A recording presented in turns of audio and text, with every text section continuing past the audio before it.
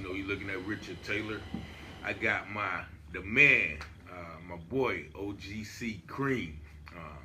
First of all, he's an artist, author, actor, model.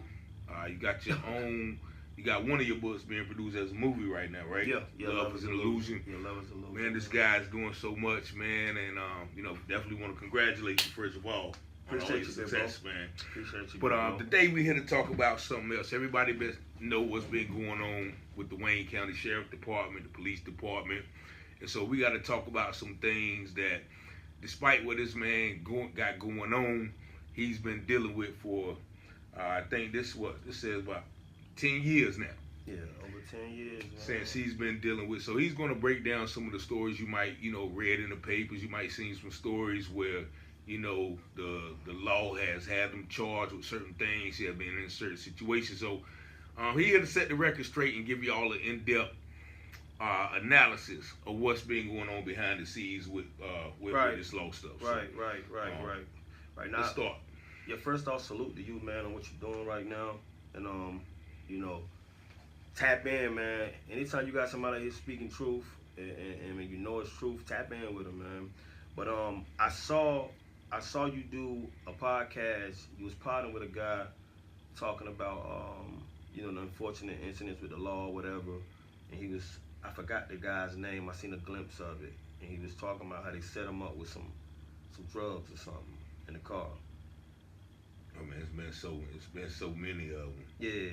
Well, not to hold on that too long, but it's so many of them. Yeah, with my situation, man, I know people, a lot of people watch. It's like, damn, Dag, he does so much good things that's going on, but then he has so many brushes with the law that's going on, and I got a lot of cases pending, and per se, it may not be, I can't get into too much detail because some of them are still pending, right? But I was sitting down looking through all my court cases from for the past few years, because the major cases I got right now have been pending since like 2017. 2017, that's like 8 years ago, right? It's like 8 years ago, man. That's how long these charges have been pending. And I know sometimes the law do stuff, they try to wait a person out, to wear them out, when they want them to take charges that they're not guilty of, or for whatever reasons. But these people have been shooting at me for a long time for whatever reason. You know what I'm saying? So these people have been shooting at me for a long time, man. If you've been watching the papers, I'm talking about, it's to the point where people probably feel like they don't know why. You know what I'm saying? They don't understand how I'm even alive right now. You know what I'm saying? Yeah. Or making it, because it's just so many run-ins with the law, so it makes people think, what is it about it? But my first unfortunate run-in was with that right there, the warrant right there, and that happened in 2000. What did it say? 2014. 2014. Just how long they've been really shooting after me, and I never really took the time to read that warrant. I just knew it happened, and I never dug into it. I just wanted to know why they searched it, but I never really looked at the name of the detectives, the judge that signed the warrant, and things of that nature. So I was sitting back the other day, and I was talking to my father, and I was like, man, I got to get all this stuff together, and I need to go through some names. I'm going to go through some names of everybody that I'm charged by, detectives, police officers, things like that, and let's see what their history is, the character and everything is, right? And I started off with that right there because I never gave it too much attention. That right there is a 6-page warrant that, what's it, Dave Cloutier, they said. Dave Cloutier, the task force, has searched my storage unit, right? Mm-hmm. And his reason for searching is because he said someone told him that I had been moving marijuana from Atlanta to Raleigh to Goldsboro on a major drug operation, right? Okay.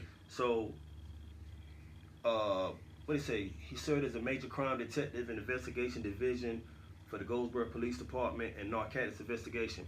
My thing was, I didn't know why he had pointed me out. I didn't know why.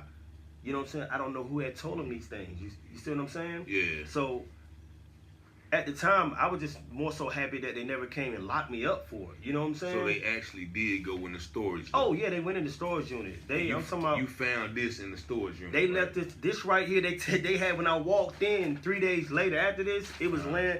I had a set of brand new rims inside my storage, right? I hadn't put on my bins yet. Okay. This was sitting on top of it with a card that said, "Call me." You know what I'm saying? Did you ever call them? No.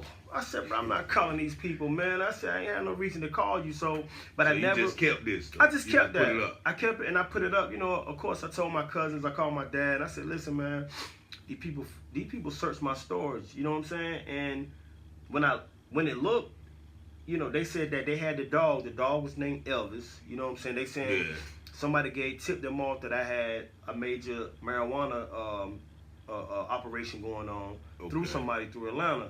And so, man, what happened is they took the dog and they found a storage unit. I don't know how they got my storage. Anyway. The information received was that Langston was a drug trafficker and possibly utilized the mini storage to keep and store his narcotics for distribution later at the time. So on August 15th, Claudia and other members of the DEA went to Ample Mini Storage and conducted an interview of Langston's rental habits. So what they basically did was talk to the people and see, like, okay, well, how often does he come? How often do you see him? Right. So my thing is, what was the probable cause for them to even want to go to the unit? You feel what I'm saying? Yeah. To even ask about me, unless you was highlighting and profiling me and targeting me. You know what I'm saying? So you don't know, because we talked about this early. Like, you don't know who could have told him that. Bro, nobody has never been to that storage unit, man. Nobody. I mean, nobody bees in that storage. Nobody, dog. It was nothing but clothes and things of that nature. I had just moved out, man. I had a breakup with my girlfriend around that time. So a lot of my clothes and all my belongings, I moved there. So you know, we know and understand that they do, some storage units do notify police of rapid movement back and forth to different storages and things of that nature. But listen, there's nothing wrong with it. If I pay my rent here, I can go as many times I want to. You understand what I'm saying? Yeah. But you might be living out the storage. Right, that's a fact. That's a fact. But most of my furniture and everything that I had and I moved out was moved into that storage. So of course I had to go check in about 2 or 3 times out of the week. You know what I'm saying? To go get things out or whatever. And I don't know if that could have been, but if that would have been, it would have been stated inside here that Ample Storage called them and tipped them off to say, hey, we think one of the guys we're renting to may be doing something illegal. You understand what I'm saying? Yeah. And then it would have been in the warrant. But that ain't what happened, though. But that's not in the warrant. They went to talk to them about it. That's right. They went to talk to them about it because somebody tipped them about it. So that means they had it on my name through a system or something. You know what I'm saying? And so then they said after an open, and you helped me to this though, right? After an open air sniff was conducted, right? Officer Kasuda advised the affiant that K9 Elvis positively alerted to the presence of narcotics on Unit 379. Right.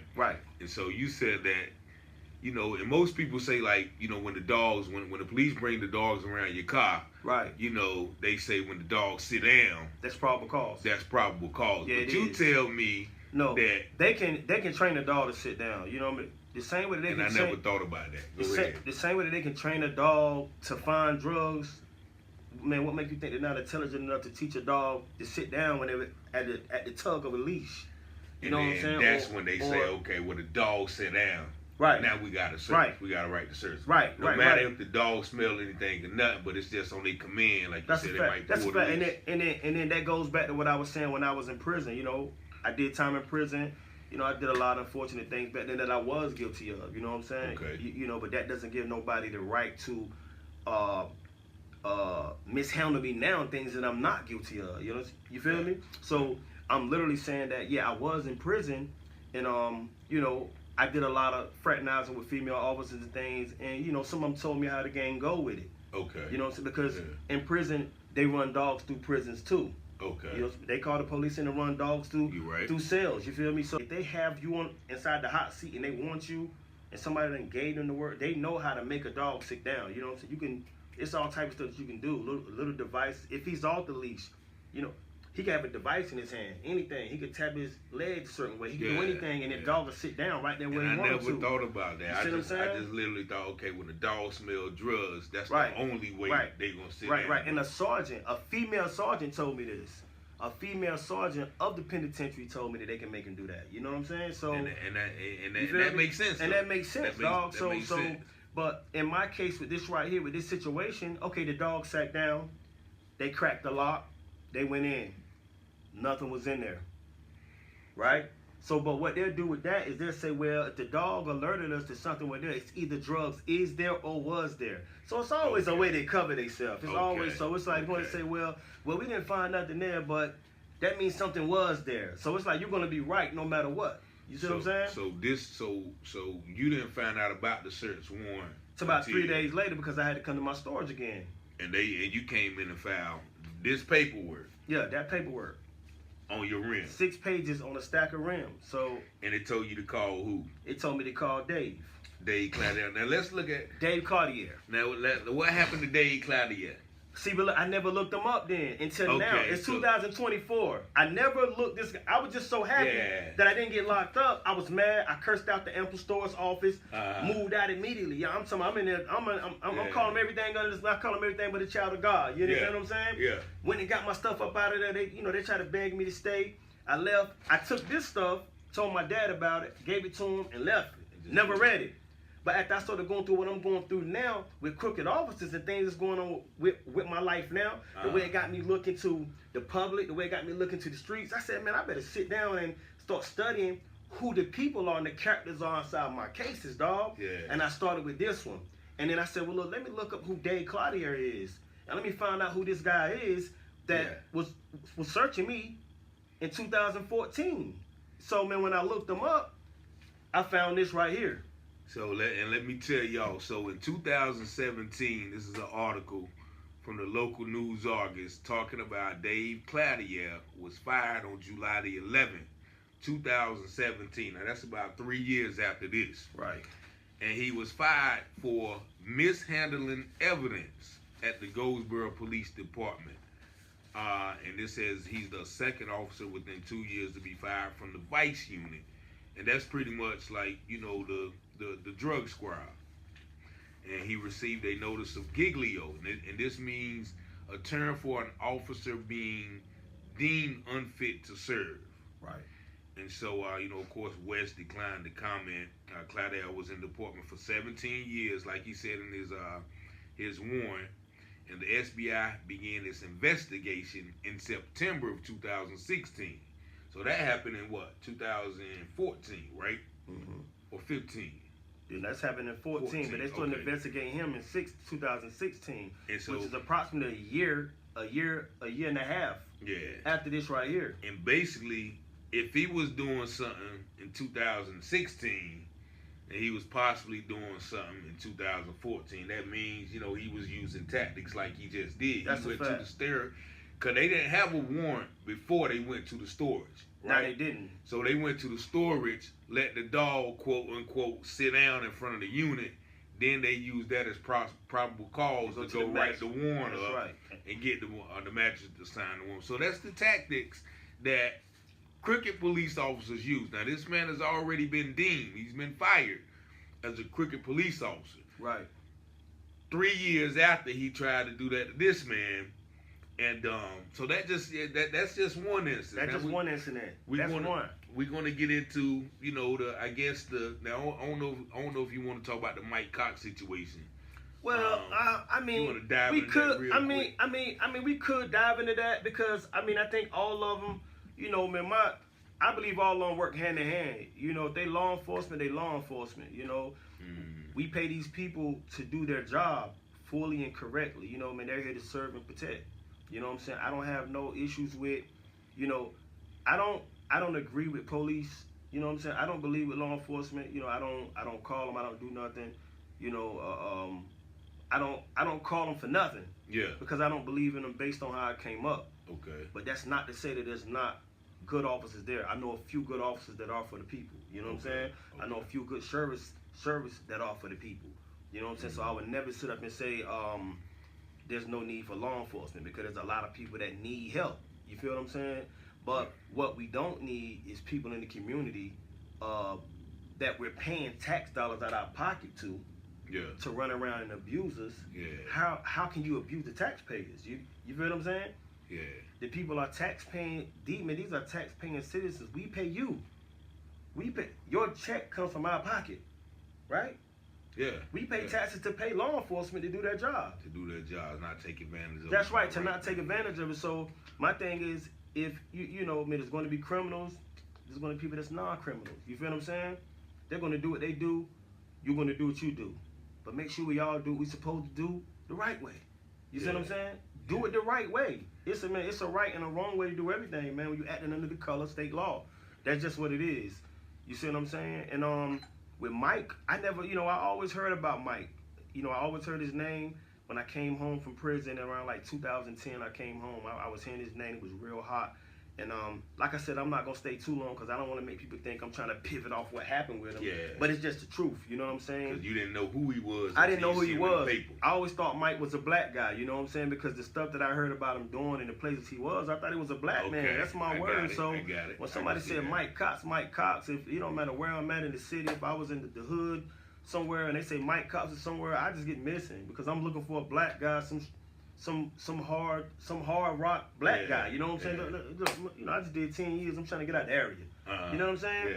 So it's funny because me and my guy, one of my little brothers, Mike, I'm not gonna call his whole name, but if Mike watching this, he know what I'm talking about. He made comment on this video, but me and Mike was at the Waffle House on Wayne Memorial Drive one night, and this had to be maybe a year after this search warrant right here. Right? We were sitting at the counter, obliging each other in conversation, talking to the ladies behind the Waffle House, serving us or whatever, behind the counter, serving us, and a guy comes in inside like some hunting clothes. And just look, up until now, we just found out that he was a hunter. Right? You know, we're not gonna put that source out, but we just found out that he does hunt. Or hide in the trees. Yeah, he hide in trees and hunt, and that, you know, that's what they do. You know, typical country boy stuff. You know what I'm saying? So he came in and in a hunter's outfit, you know the stuff you see in Walmart or Rose's back in the day? He has this type of attire on with boots on, and he has a hat on. Real tree. Right. That's what he had on. So at the time, like I said, we didn't know that this was Mike. I didn't know that this was Mike. I always heard about Mike. I thought he was black. I never knew it was white. You know what I'm saying? So he walks in. I'm sitting closest to the cash register. Now, if you ever been to Wayne Memorial Waffle House, you know, well, look, all Waffle Houses, the cash register sits close to the nearest chair. Like, it's so close that you can touch somebody. You know what I'm saying? I was sitting in that chair. My boy Mike was sitting in the chair next to me to the right. So the guy at the time, Mike, that I didn't know was Mike, he walks in and he shoves me.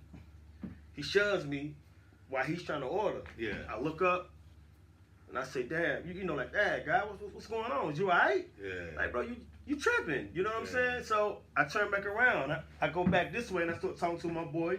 Again, he talking to the girl fixing our food or whatever. He starts saying little slick stuff, you know, like badgering little thing, like nagging. So I'm looking at him, I'm like, man, this guy's crazy, right? Because he's trying to antagonize you. He's trying to antagonize us by including himself in our conversation. The four-way we having going on, he's including himself, but he's trying to make it seem like he's trying to order, but he's saying slick stuff over the shoulder. So my little brother's mad. He's firing mad. And I can't even tell you what he want to do. He really want to do some things. You know what I'm saying? And I say, nah, just chill. I turn around back to him and I say, bro, you all right? You know what I'm saying? He laughed. He said, I'm good. You good? This is what this guy said to me while I'm looking up, while he's standing up. So I can't remember what happened to a T after that. But he did something that made me stand up. So I felt like it was the major disrespect. Right? So I stood up. And I looked him in his face, and basically, like, you know, challenging him, like, listen, bro, this is gonna go a whole nother way if you keep this up, dog. You know what I'm saying? If you keep it up, it's gonna go another way. That's just it. I can't say, you know, your show, I don't want to do all that, right? But you get it. I mean, you get what I'm saying right now, dog. So he looks at me, he smirks. Like I said, I did not know that this was Mike then, right? My little brother takes off. He goes to the car. You know, he has a license to carry. Right? So, look, I'm going to put that out there. He does have a license to carry. He's a legal citizen. Right? He's a law-abiding legal citizen, has a job and everything. But he's just not going to take no disrespect on no level. You know what I'm saying?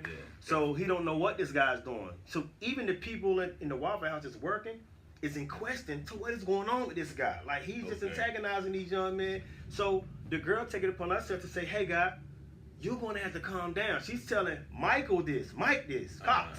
Yeah. She said, look, I'm gonna need you to calm down, man. Why you in here starting stuff, right? Yeah. So he just looked and said, I'm trying to pay for my food, right? So when he starts paying for his food, my little brother then came back inside the Waffle House and sat down, right? He sat down beside me. I looked at him. He looked at me. I knew what that look mean. You know what I'm saying? Yeah, he ready to do something. He ready to do something. So I'm hoping that it don't go that route, right? Yeah. So what happens is, I don't know if it was Mike that grabbed his food first and left out, or was it us? But I said, you know what? Let me I said, look, let's get ready to depart and get away from here. You see what I'm saying? Yeah. So we leave out.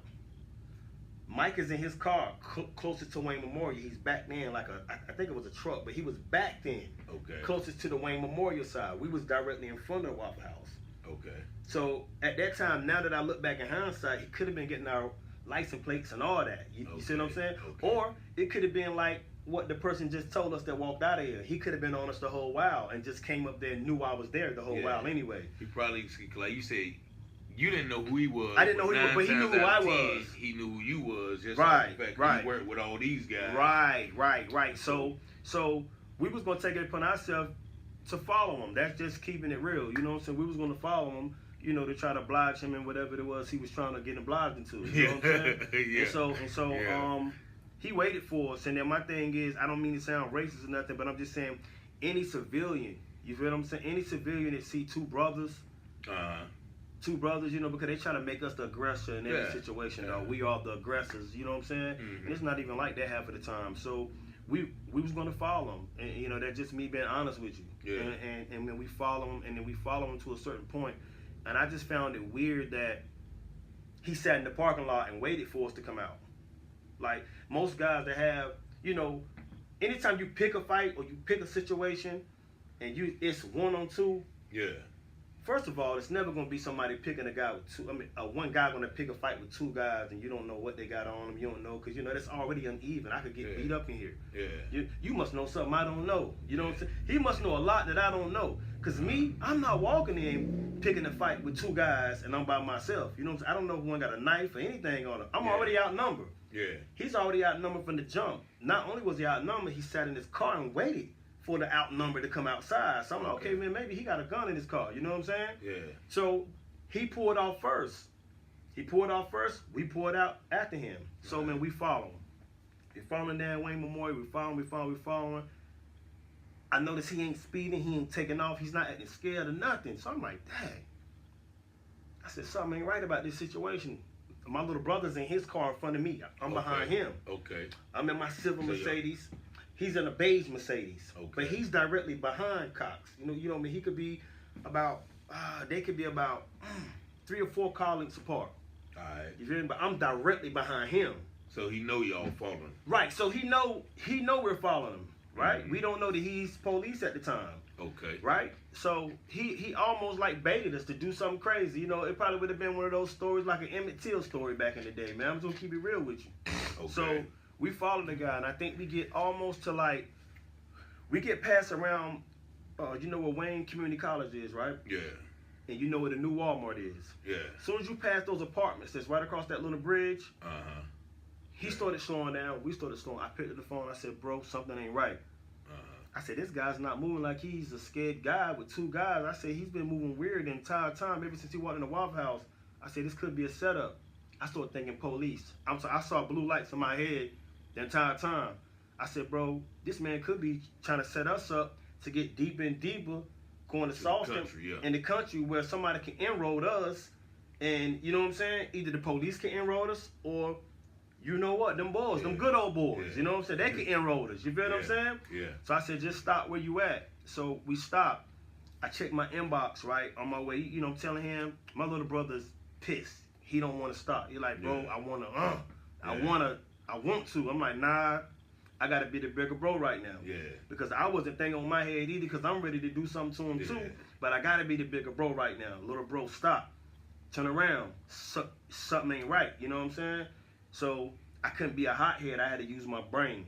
So when we turn around, by the time we get back up to the Waffle House area and we talking about on the phone, the girl in the Waffle House inbox me because she knows me. A lot of people know me around the city from doing music or whatever. So when I come, it's gonna be more people that know me than I know them. Sometimes I'm in places and I see people talking to me I never seen in my life.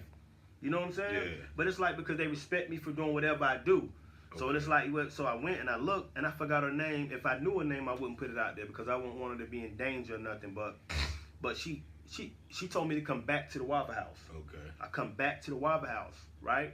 When I get in the Waffle House, she said, you know what? I'm glad y'all turned around. So I'm like, why? She like, because listen, man, that guy was the police. So I said, how you know we're the police? She said, this guy right here that worked with us, he wasn't here. He saw him when he came in. He walked in and asked, what was the police doing in there? I'm like, yo, what you mean the police? Like that guy that was in that suit was the police. You know what I'm saying? I said, wow. I said, Dad. So I go out and I tell Mike, I said, Mike, that guy was the police. I said, man, my hunch was right. I said, only the police will move that comfortable. Yeah. When two guys is following them. Only the police will move that comfortable, standing right there antagonizing two guys at a bar. You have to be somebody, man, that knows some things, dog. So the problem was, like, that's why he won't move and scared, because he probably had his guys on the phone, like, I got such and such following me, you know, I'm about to take him out here. Right. That's a fact. You know what I'm saying? That's a fact. So he was more so trying to provoke me to do something wrong so he can call the police on me and have a reason to lock me up. I probably would have never made it to the county jail that night, to be real with you, you know what I'm saying? Yeah. The way they talk about he was moving. Right. So but you didn't find out that was him until you seen the recent. That happened after that. I said, man, it could have been like, what, 15, 16 that happened? Yeah.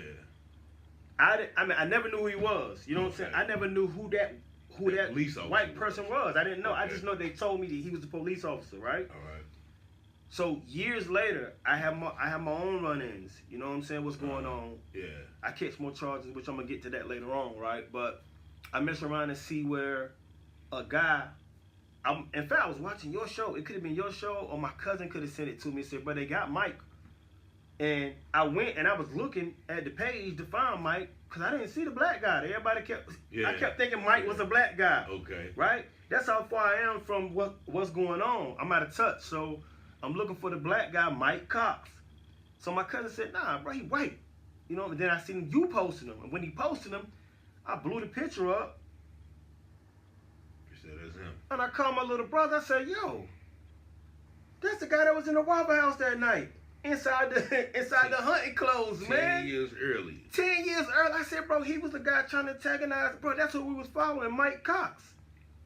So Mike Cox was antagonizing, bro. He wanted us to do something to him, man. But he probably already knew who you was. Yeah, he knew who he was. From the earlier incident. Yeah, he knew who I was because it's just like with Dave in 214 when they searched the stores. Yeah. You know what I'm saying? So all of them work in the same circle. So all of them work in the same circle. And we see he was crooked too. So, right. You know, birds of a feather flock together. Birds of a feather flock together. So when I seen that was whenever I seen you post, I said, well, wow, I'm glad I didn't bite that bait. Yeah. But I do know that Cox wasn't, you know, he in bed with a lot of people that I do know. You see what I'm saying? So I was like, well, maybe based on who I'm friends with or who I'm in contact with, they may feel like everybody is dirty. So he probably, who knows? He probably was trying to get up under me to ask me to do some stuff for him. You just never know. Yeah. You just never know, man. I don't know, but I'm just glad we didn't keep following him. You know what I'm saying? So then you got an incident that happened in 2017. Now, so then 2017. I heard about it. I was still in Virginia, but I see, you know, because I followed you. Think we reached out. You know what I'm saying? You reached out to me, or I reached out to you with something about, you know, even back then, we was talking about, like, you was doing your books and everything like that. Yeah, I was doing the book bag drives around that time. Yeah, we was doing. Matter of fact, now we were supposed to do a book signing. Right. Me, you, Fresh, and a couple other people, Val or whatever. Yeah, that's a fact. So we were talking, but, you know what I'm saying, I had never met you in person. Right. But I seen how you moved. But, so then the situation happened in 2017. I was like you was telling me before the camera, like, had you looking a certain way, like, man, they got it had me looking a certain. They got them on something big, you know what I'm saying? Like, they kept having me charged up, man. It's like I heard that they, you know, my cousin Tina had called me and said, well, you know, the sheriff want to talk to you. You know, they'll be knocking on doors looking for you and stuff. And I'm like, looking for me? At the time, I was in Greensboro. I was more so, you know, I was in Greensboro heavy. You know what I'm saying? I was doing more so stuff down there, trying to get music done, you know. grinding, doing business, everything. You know what I'm saying? So I'm like, yo, why they want to meet me? Everybody know I don't deal with police. You know what I'm saying? Yeah. And then that's another reason why cops and them could have been on me, because they know I'm real advocate about talking about people that don't wear their own crimes. You know, my biggest thing is accountability. You know, so I know people don't like me to talk about snitches. They say, well, snitches help the community. How they help the community? You know what I'm saying? No, wait a minute. They feel. I'm talking about some people feel like snitches help the community, man. Like, you know, they feel like. My thing is the police get paid to do their job. Let them do their job. You know what I'm saying? If somebody, you don't get paid to do their job. You know what I'm saying? Yeah. I speak against people and grown men that knowingly do. If you knowingly do crime, then you have to knowingly be accountable for whatever it is you got coming. Yeah. You know what I'm saying? You can't go out there and take down somebody else's family. Yo, you a poison to your community. Yeah. If you want to go, I don't care what the next person is doing. Whenever you strip somebody from their home, you're breaking up a family. Yeah. You know, some people say, well, the person broke up their own family because they shouldn't have been doing it. No. Listen, we're not gonna do that. It's like, say if me and you do something, right? Right. Both of us get away, but then they come get me. They don't know nothing about you. Right.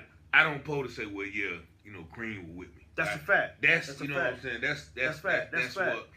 That's why I think we, you know what I mean, it goes wrong at. Or if I'm out there, you know, moving something, and then they come get me, and in order for me to get out, I'm like, well, you know, I know a couple other people, you know what I'm saying. That's a fact. This, that's weak. weak. I can get them to. That's weak, you know, bro. I can wear the wire, or I can call them on the phone and do this. That's a fact. That's weak. That's yeah. So yeah, that's ain't weak, no man. That's weak. That. That's weak because you're not teaching people to be accountable, and then you're also sending a bad message to younger people or younger criminals that think that maybe it's cool to do it. You know, you got to teach people. If more people was made to be held accountable for what they do, then people will slow down doing it. If you don't give people an option, because there's some people right now that's doing crime that say, you know what, when I get caught, all I'm gonna do is tell. I'm good. So I'm gonna run it up. I'm gonna do this and I'm gonna do that. And if I get caught, I'm gonna tell somebody else. They gonna lay down. I'm gonna be free. You can't do that. What about all the people? You know what I'm saying? We ain't gonna name no names, but you know, I hear things, and I don't know what's what and what's true or what. But you hear people that, hey, you know, they say he doing this, but he out, they having a ball, they, you know, partying, everybody, you know what I'm saying, happy to see him, blah, blah, this, that, and the other, you know what I'm saying? Oh, they say, though, if it's a they say, I don't do they says, man. I don't do that because it's so many reasons. People have so many ulterior motives to try to scar your name out here these days, you know, to be, like, you got to have a lot of integrity. Everything you got to deal with integrity, man. Like, you know, you don't know why somebody would say Richard is dirty. You know, I gotta see. I gotta know.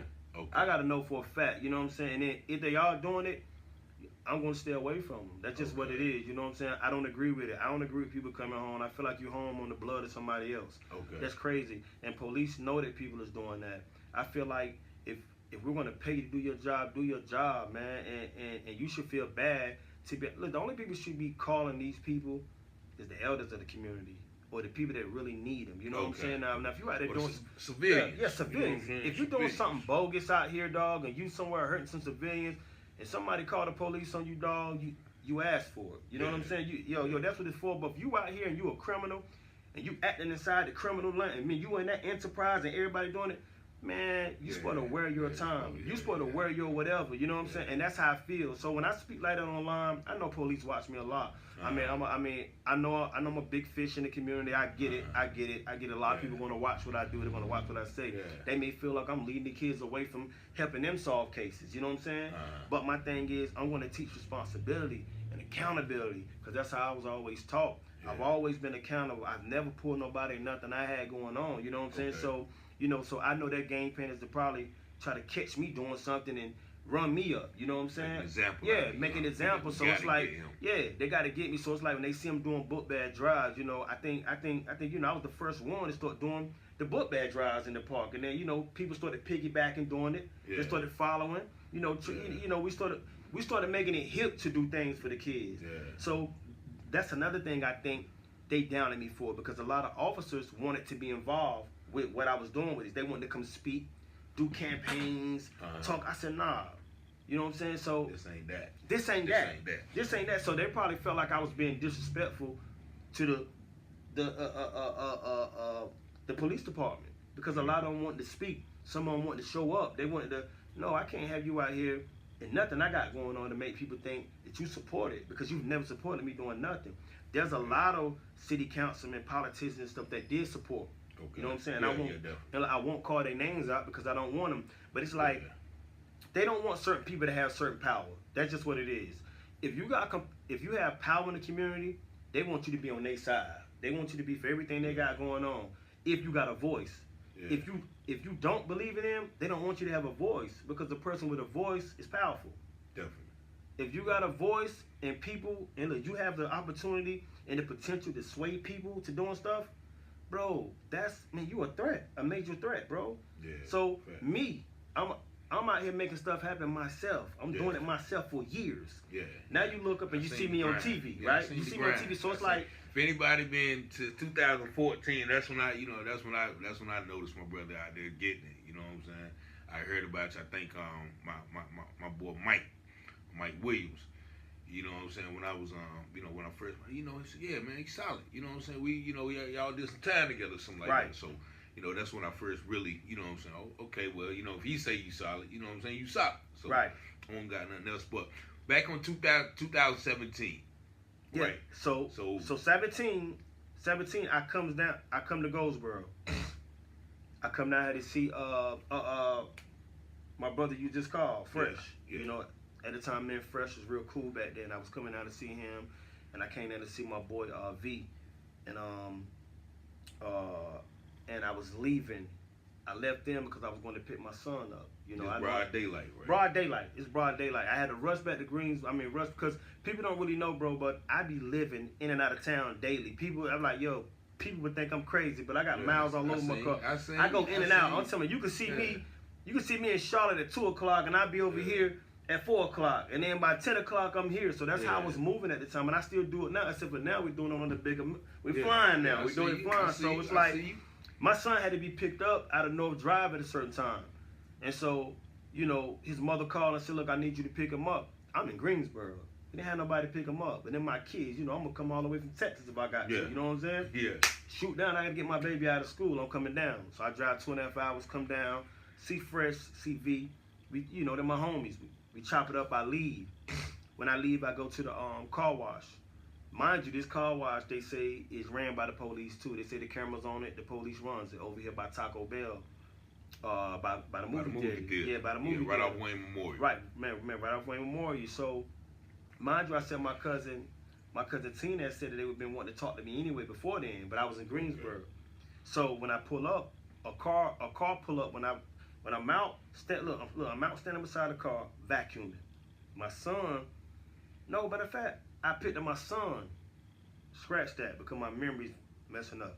I picked my son up first, then I went to the car wash. Yeah. Because my son was with me whenever they came and got me. Okay. So, an unmarked car pulls up. He runs up on me fast. So I'm out there back. I look up. He hop out. It's no badge, no nothing. Just plain clothes. And at this point, we've been in the street so long that we know what a plainclothes police look like. Mm-hmm. He's not even dressed up like a plainclothes. He's dressed up like a real civilian. A real person. You know what I'm saying? So I'm like, Dad, he comes up and he said, hey, I got you. Like, hey, don't move. I look at him and I'm looking at, bro, you a civilian, man. I know, bro, you finna get beat up out here. You know what I'm saying? Yeah. Like, man, don't come no closer. So he's not reaching in to show me his badge. He's not doing none of that. I don't see the car, nothing. He just said, don't move. You feel me? So I said, Dad, he must think he's sweet. Yeah. He must think something sweet. So when he walk up on me, I tell him, like, hey, don't touch me, man. Don't touch me, dog. You know what I'm saying? Who are you? He don't want to tell me who he is. We've been looking for you. We've been looking for you. You know what I'm here for. No, I don't know what you're here for. I don't even know who you are. Yeah.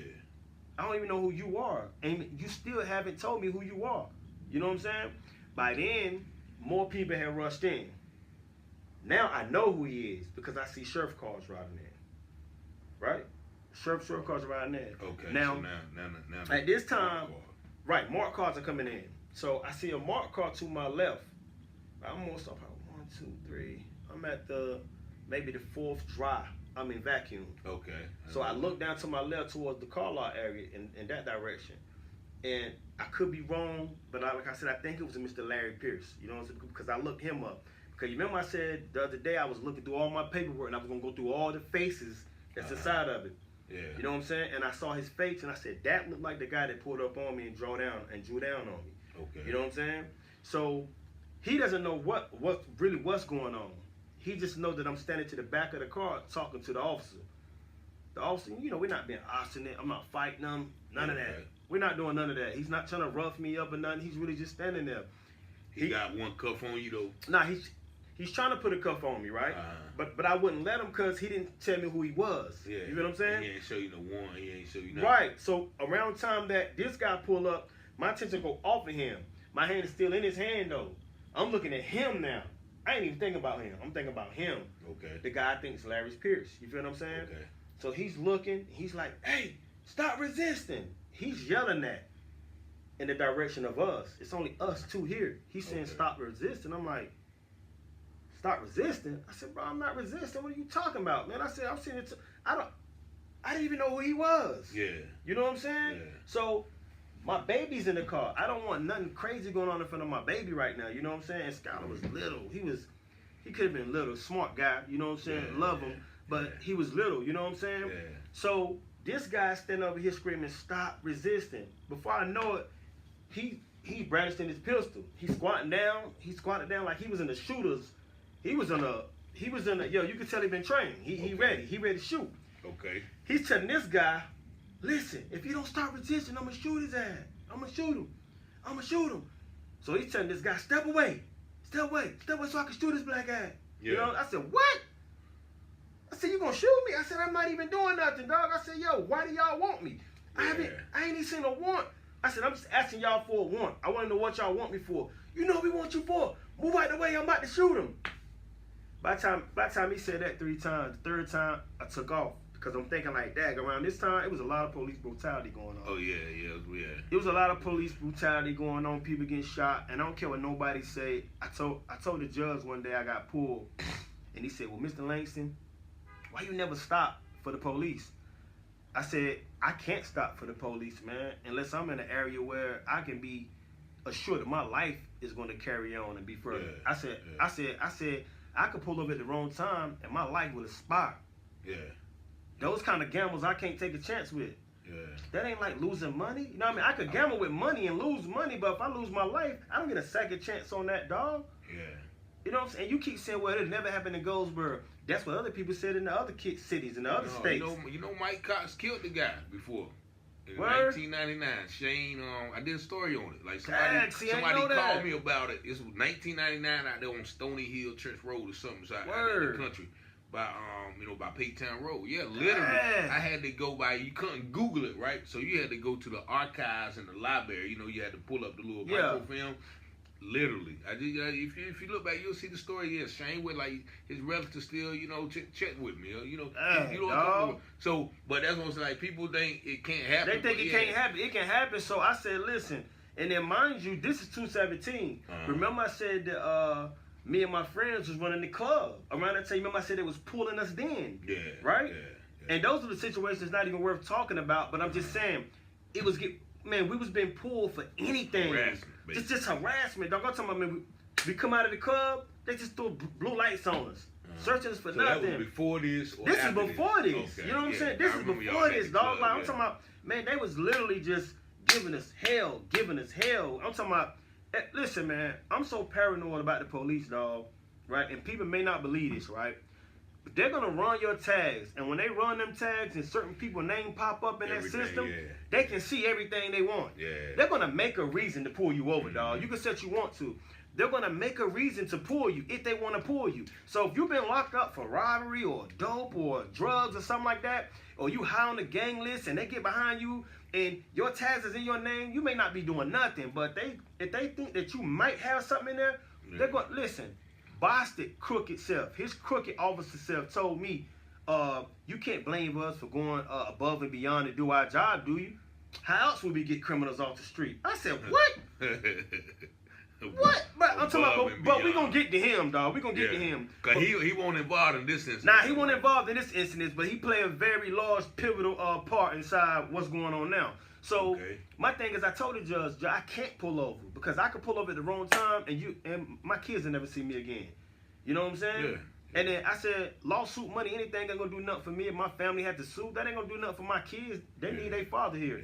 So I said, listen, I'll wear a misdemeanor in court every time for not yielding to the police lights. Yeah. Before I had to do that one night myself, leaving the gym. It was early, you know. The officer see me come out the gym. He's sitting in the parking lot. He see me come out the gym, get in my car, drive off. He speed up behind me, and get me right there on Royal, like by the woods. I kept going. Ain't no way. I'm gonna go into the sheets. It's no way, man. So finally, when I got right by like the corner of Royal and Spence, he turned off. Right. You know what I'm saying? So that just had me thinking like, why was he? Why, you know what I'm saying? Why? Because they was trying to wait for you to do something. You know what I'm saying? Yeah, but I ain't do nothing anyway. But if you wanted to talk to me, if you wanted to stop me right then, you could have stopped me when I came out the gym. Right, that's you know a fact. So, that's a fact. I'm literally scared of them. I'm literally scared of them. I'm talking about I don't even let them get behind me, man. They be like, so why you pulling off if you got license? Because civilians and citizens kill me with this right here.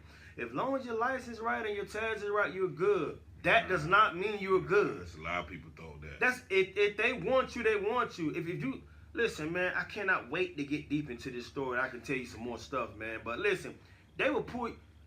Boston told me he pulled me because I was driving a 2003 Mercedes Benz in North End. The first time Mr. Cody Boston ever pulled me, he said his probable cause for pulling me is because, hey man, what would you do if you saw you riding through these neighborhoods in a Benz in a car like that? Would you not believe you was a drug dealer? I mean, this is what he told me in front of Officer Rivers. Officer Rivers wanted to know what it is online. I seen him online the other day asking what he did. You know what I'm saying? Officer Rivers has been in there a few times when police harassed me, and he didn't stop it. He was there whenever Cody Boston harassed me in that year 2019 and pulled me over for those reasons. I wasn't doing nothing. In fact, he didn't pull me over. I was already parked on the side of the road talking to a friend. I was already parked. I wasn't even driving. Well, he just came hit the blue lights on you. He just hit the blue light. He swirled around and pulled behind me while I was parked in front of my homeboy house inside my work clothes, bro. I was in my work clothes, paint on my body and everything. He could see the paint brushes in the back seat of the Benz and everything. Yeah. Blue lights, right? Just pull right around. But you know you gotta have a probable cause to even go at him. Yeah. A police gotta have a probable. If he saw me, the judge wanna know, bro, what was your probable cause for saying, hey, that's Langston, get behind him? They wanna know the intent. They don't wanna know what happened. They wanna know what made you think that he could be doing something illegal while he was parking there. What, did you see him selling? Did he do a hand-to-hand? What? Because my friend was standing there talking to me in front of his house. In front of his house, bro, we weren't doing nothing but talking. That's it. My friend was laughing at the time because we was joking. Yeah. And like I said, man, we're going to get to that. Listen, yeah. I'm going to get back to this. So basically you take off. Now so look, I take off, right? Because he said he's going to shoot me. Now my thing is I don't want him shooting me. I can see my son moving in the back of the ramp. He's trying to see out the back window. Okay. Last thing I wanted to do is see his daddy get shot. I couldn't live with that. You know what I'm saying? Yeah. He probably going crazy. That's probably going to make him hate police the rest of his life. You know what I'm saying? You don't know what my son going to turn out to be. You know what I'm saying? He may grow up and give y'all hell. He's going to be a monster. He'll be a monster, right? Be a monster. Yeah, so I said, Dad, look, I'm going to take off. I take off. I run across the hotel, right? Okay. I get over here by the second hotel. I kind of tripped because my shoe was down. Slowed down. Got right here where I knew they was going to, because I knew they was going to get me anyway. Okay. You know what I'm saying? Because they was already on the back streets and stuff. So when they got there, they picked me up off the ground. What you doing? Like, I'm over in the grass and stuff. What you doing? I said, yo, I'm cursing them out. You gonna shoot me in front of my kid? I'm calling them all kind of MFs and you gonna shoot me in front of my kid? No, that's crazy. Yeah. I won't resist and I won't fight and I won't do nothing. You got a gun drawn on me, my son. See you about to, and you telling me move, shoot? He like, well, you should have stopped resisting. I said, yo, you don't go to those extreme measures unless a person is beating up your sheriffs and stuff, right? Yeah. I'm standing beside your sheriff. I'm not even running. I'm just standing there. Why didn't you just walk up with him and help him detain me if you feel like I was fighting?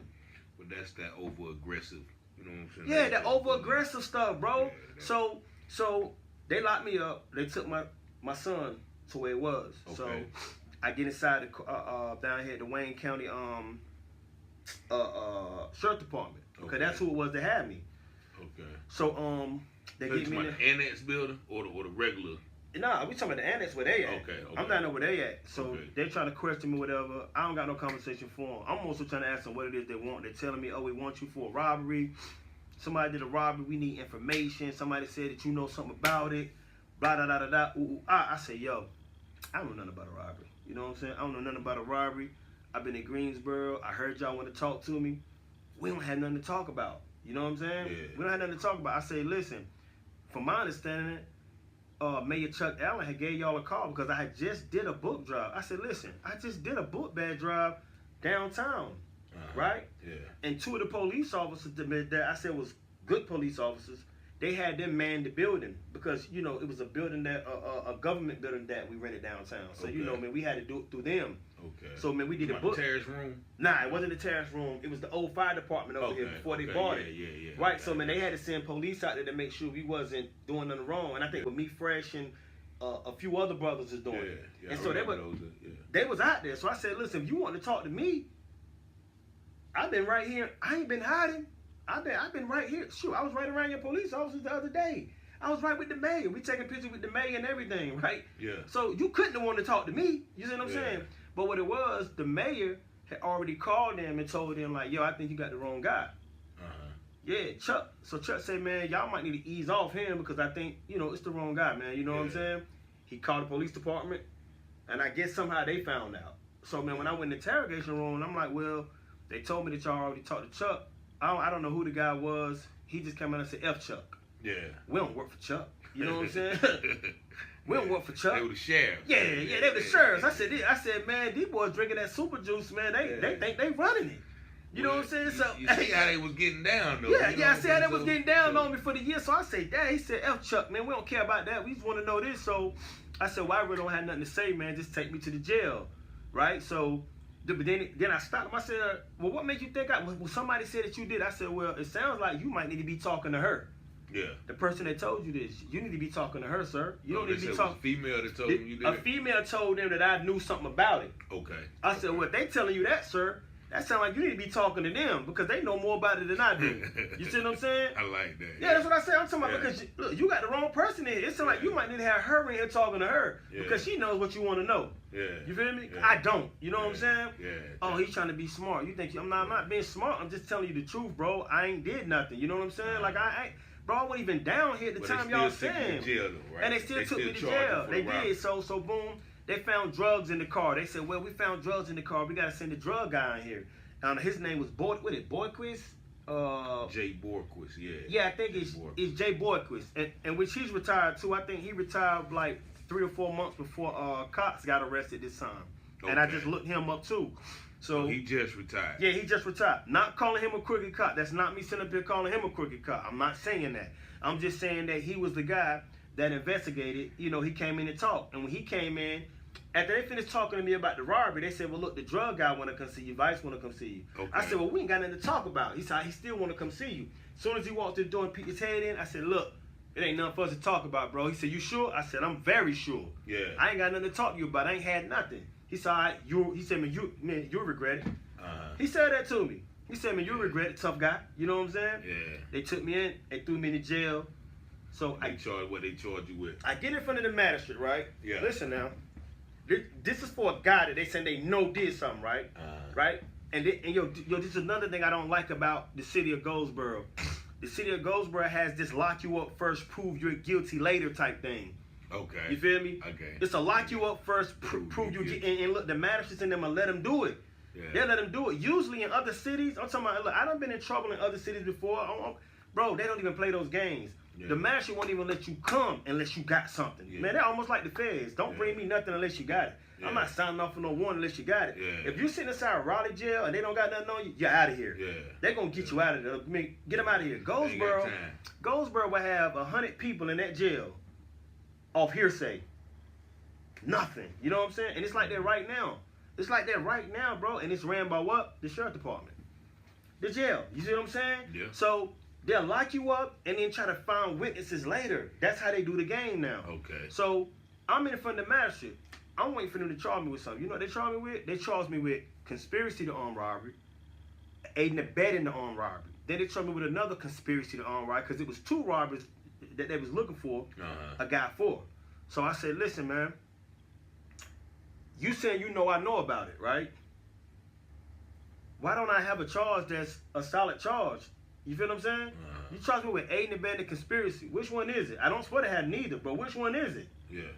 So it sounds like you're just trying to cover all bases. Yeah. Right? You're trying to cover all bases. So not only that, you're charging me with stuff that's raising my bond. Each charge is going to raise my bond. Right? Mm-hmm. So now you're going to raise the bond and then try to prove the case later while I'm sitting on a high bond. Yeah. Right? Then I come in and you say, well, you got caught with drugs. I said, nah, I ain't had no drugs. You see what I'm saying? But I said, if you're gonna try me with the drugs, what was it? You know what I'm saying? Yeah. They say 2 counts of trafficking. I said, whoa, 2 trafficking, what? Heroin? 2 counts. So thinking, listen now, people on the street is thinking I got heroin charges. Yeah. You know, man, heroin charges are serious, dog. You know what I'm saying? People just don't be walking around with trafficking charges on the street. Yeah. Heroin charges on the street, bro. You know what I'm saying? So man, when they see you on the street, they either think you working or they think something is wrong. You feel what I'm saying? So it's like, wow, I said so, but police do this. They love to do this to lead illusions and make people feel like something's going on. Whole while I can't talk about the case because I don't even know what's going on, right? But it's been, so that case is still pending. It's still pending, but it's about to be handled now. Everything has been handled now. That's 7 years ago, though. Right? That was seven years ago, though. Almost 8 years ago. It's been pending. So I've been going to court. I've been going to court on that, right? Yeah. So listen, I go in. I said, well, damn, how did I get a trafficking? You know what I'm saying? Because even my cousins asked me, like, bro, I'm gonna keep it real. Yeah. Bro, that's 2 trafficking. Yeah. I said, well, if it's 2 trafficking, it would my whole bond altogether was like $379,000. $379,000, right? Yeah. So I waited for the lab results to come back. I said, bro, I don't know about no trafficking. You know what I'm saying? Yeah. So I said, more or less 2. Jesus Christ. You feel what I'm saying? I said, I supposed to have $1 million bond, right? But you're gonna have people thinking on the street that I got a trafficking charge. Yeah. So I say, listen, I need my discovery. My discovery is just right here. That came back, right? So I get locked up for the charge on September, what? September the 26th. 17, right? So they send the drugs out to the lab, and it came back from the lab on what day? Well, they sent it off 10/19. I see that now. That means a month after I got locked up. Yeah. A month later, they sent it off. And then it came back on 11/1. That's the final report. Uh-huh. And then so... And so how much drugs was it? They said the gross weight of the drugs was 2.12 grams. Okay, and if you look it up online, what is so trafficking... So look, I'm talking about, look that up for the people, man, because they want to know. They want to know. They want to know. Because this is what I got right here. This is what was on the drug, and they can't see this on camera, but it's there. It's there. So this is 2.12 grams of heroin. They said they found on me whenever they came to get me for the robberies that they was trying to get me for. So so whenever you look up online and see what North Carolina and Goldberg charges, what is trafficking for heroin? Man, how many grams is trafficking for heroin? So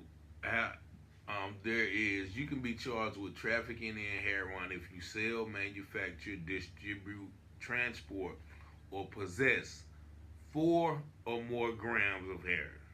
The penalties are much harsher for possession of this Schedule 2. So you have to have possession of 4 or more grams. Now this is, and I'll hold it up so they can see if that. So y'all see it says gross weight 2.12 grams, right? So that is not considered trafficking. So what happens when you get this back? I get this back. I ask my lawyer. I say, yo, you know you got me on 2 trafficking. I don't even have enough for 1, right? You got me on 2. Yeah. Right? Mm-hmm. You knew that it wasn't trafficking. They knew it wasn't trafficking 3 months later after they sent it from the lab. But what they do... Was you still sitting in jail? I was still sitting in jail on the time. Oh, so you was in the bond. I was still in jail, right? Okay. What happened is my lawyer said, well, they sent the drugs back to the lab one more time. Okay. It came back, same thing. Okay. I think months later, he said they sent it to the lab again. I said, so what are they trying to do? I said, man, what are they trying to do? Like, what? do they think the drugs is gonna grow mildew on it or something, get heavier? Like, I don't know what's going on. So it's like, because at this point, if it goes back again and it comes back heavier, we know what. Yeah. Some foul players in place. Yeah, and that's we know some foul players in place, dog. And also, mishandling evidence. Mishandling evidence, bro. I'm talking about, and then listen. Yeah, you don't gotta send it back but one time. You ain't gotta send it back one time. You ain't gotta send it back at all. Yeah. Because it's gonna come back, right? But I'm talking about that little. Yeah. How is that gonna be wrong? You know what I'm saying? So when you look at this and you say trafficking is 4 grams, you say, dog, you got him on 2 of them. He don't even supposed to have 1. So now I got excessive bail that I got to make off charges that I don't got. Okay. And I'm on the street, and people really think I got trafficking charges, dog. Yeah. You feel what I'm saying? And now it's pending. You guys had over 7 years to get this together and correct it. So how long did you sit on that? How long you had to sit? I sat purposely for like 10, 11 months because I knew, I said, well, if I have to wear a charge, I'm going to have to, you know what I'm saying? Okay. Let me get some jail credit under me, you know what I'm saying? And I just get some money together and get up out. But I was honestly hoping that they was going to rearrange the charge and I wouldn't have to pay that much. So that's what I thought was going to happen. Like, well, look, I don't have that. They're going to charge me properly, right? Yeah. But I didn't know how they play the game. My lawyer like, nah, they're not going to do it. You know what I'm saying? So, here we are 7 years later. You still going to court. Here we are 7 years later, right? Witnesses come back and the robbery charge say, hey, that man ain't had nothing to do with it. Victims or whatever they say, we never seen them in our life. Mm-hmm. They even got crooked to try to make people from different places that was involved in the case show up to court. To my court dates and sit in the back of the courtroom without my judge. My judge peeped that somebody was in one of my hearings and was like, who was that? The DA said, oh yeah, she's one of the people that worked at the place that got robbed. The judge said, hey, what is she doing here? Mm-hmm. Nobody knew she was here. My lawyer said, I didn't know she was here. You know what I'm saying? How in the way they going to do ID? You know, it's like a little slick identification method. You're going to look at him, and then we walk out, the DA is going to ask you, yo, you know him? Yeah, okay. Off record. Man, that's illegal. Man, you know that's illegal. You can't do that. But look, unbeknownst to us, but unfortunate to her, the lady said, I've never seen him before. You still said that. Okay. Played yourself. She said, I've never seen him before. She said, I don't know him. I ain't never seen that man before in my life. Right? Yeah. My lawyer like, he laughing. I said, yo, man, what are they going to do, man? Yeah. I said, because they got me in here with 2 drug charges that I don't rightfully have. And they got me in here on robberies that I ain't got nothing to do with. You feel me? Right? Yeah. You have people writing letters saying, dog, he didn't do this. Like, he wasn't involved. Like, what's going on? You're only saying you're keeping me because one girl said, hey, he knows the guy. I think he knows the guy. He introduced us to the guy. So my thing, I said, Dad, well, if I introduce you to somebody, you saying that's a charge for people to get introduced to people? Yeah. Like what kind of charge is that? Yeah. Like, you know, what criminal offense is that? And which I didn't do. Yeah. But I'm just saying, how can you, that's like you turning me on to somebody for business and I end up riding out with him. Yeah. Who turned you on to him? Oh, so you said that's illegal for Richard to turn me on to a new friend? Yeah, yeah. There's nothing wrong with that. But he said, the guy told me something that stuck with me. He said, man, you did 10 years in the penitentiary, man. You got a criminal history record. He said, there's certain guidelines that we can go by with you. Because you are a convicted criminal, a convicted felon. Okay. So we don't have to treat you like you're a civilian. You know what I'm saying? They can lock me up. Yeah. And say, hey, okay, because this criminal history showed that he did this. Okay, yeah, he could have did it. Like, he could have did it. We don't got no evidence that it is, but... Yeah, and look, that sounds crazy out in itself, but you know what? I'm going to give him that one. Yeah. Okay, but listen, 6 months in this jail, come on now, it's been long enough. Let's get it. Come on, man. Get me out of here. I got stuff to do. Yeah. So now you're mad because you're saying you think I know something that I won't tell. Bro, this is crazy. You feel me? So they're going to hold you. So you're going to hold me. And then here we are, 7 years later. So I had to get out. I made the bond. Corinne came and got me. Corinne can attest anything I'm saying. Corinne and Jamie, love them. Love them. They're my girls. Jamie Taylor, Corinne, they're my girls, man. You know what I'm saying? Good people. Real good people, dog. So Corinne came to get me out. They said, you know what? Before you let them out, I want to go on DRC. So they made me go to pre-trial release with a leg. They wanted me with a leg band on my leg. Okay. Right? You had to wear that for how long? I wore that for 5 years. Stop playing, man. Bro, I thought they was gonna get rid of the charge. The charge 5 years, bro. Been going to court with the ankle bracelet. Well, and I got it on now, but I had to put it back on with the feds. But I'm gonna get to that. Yeah. So, but my crazy. thing is, so man, while I'm with DRC, they got nothing but good things to say about me. They know I don't. They're like, man, did this guy really do this? Yeah. I'm telling them like, nah, I did. You had to like, go do it every day. It's like once every 3. Yeah, when you first start, you go like 4 days. Then you go better. You pass your tests and everything. I did flawless with them. You know what I'm saying? They some good people. Kim, Miss Jennifer. You know what I'm saying? Mr. Hoffman, Moose. Stephanie, you know, we got off rocky with Stephanie, but all of them good people, man. Okay. All of them good people, man. They did them a bat for me. Yeah, did you have to go like did you have to be in by a certain time? Yeah, I did. I'm talking about people didn't even, bro, the moves I was making, the people been seeing me making, I was coming in at 6 o'clock at night. That's another reason why I say that there's no excuse for nobody saying they can't make nothing happen, dog. You know what I'm saying? I was making stuff happen, big boy stuff happen, and I had a curfew, and people never knew it. Yeah, I would have never knew it too. Bro, I was coming in the house at 6 o'clock. I came in at 6 o'clock for like 1 or 2 years. Then they stretched my curfew to 8, and then they stretched it to 10. But still, though, doing the stuff that people see me doing online right now, bro, you'd have never thought you could do it even with a 10 o'clock curfew. Yeah. You feel what I'm saying? Yeah, he was doing a lot. So I was determined to not let these people stop me from doing nothing. You know what I'm saying? No matter how crooked they was being with me. You know, because this right here is an outright case of them trying to lock a person up first and prove the case later, and it backfired on them. And it's backfiring on them right now. You feel what I'm saying? Because like, whoa, 7 years come and we still only got this.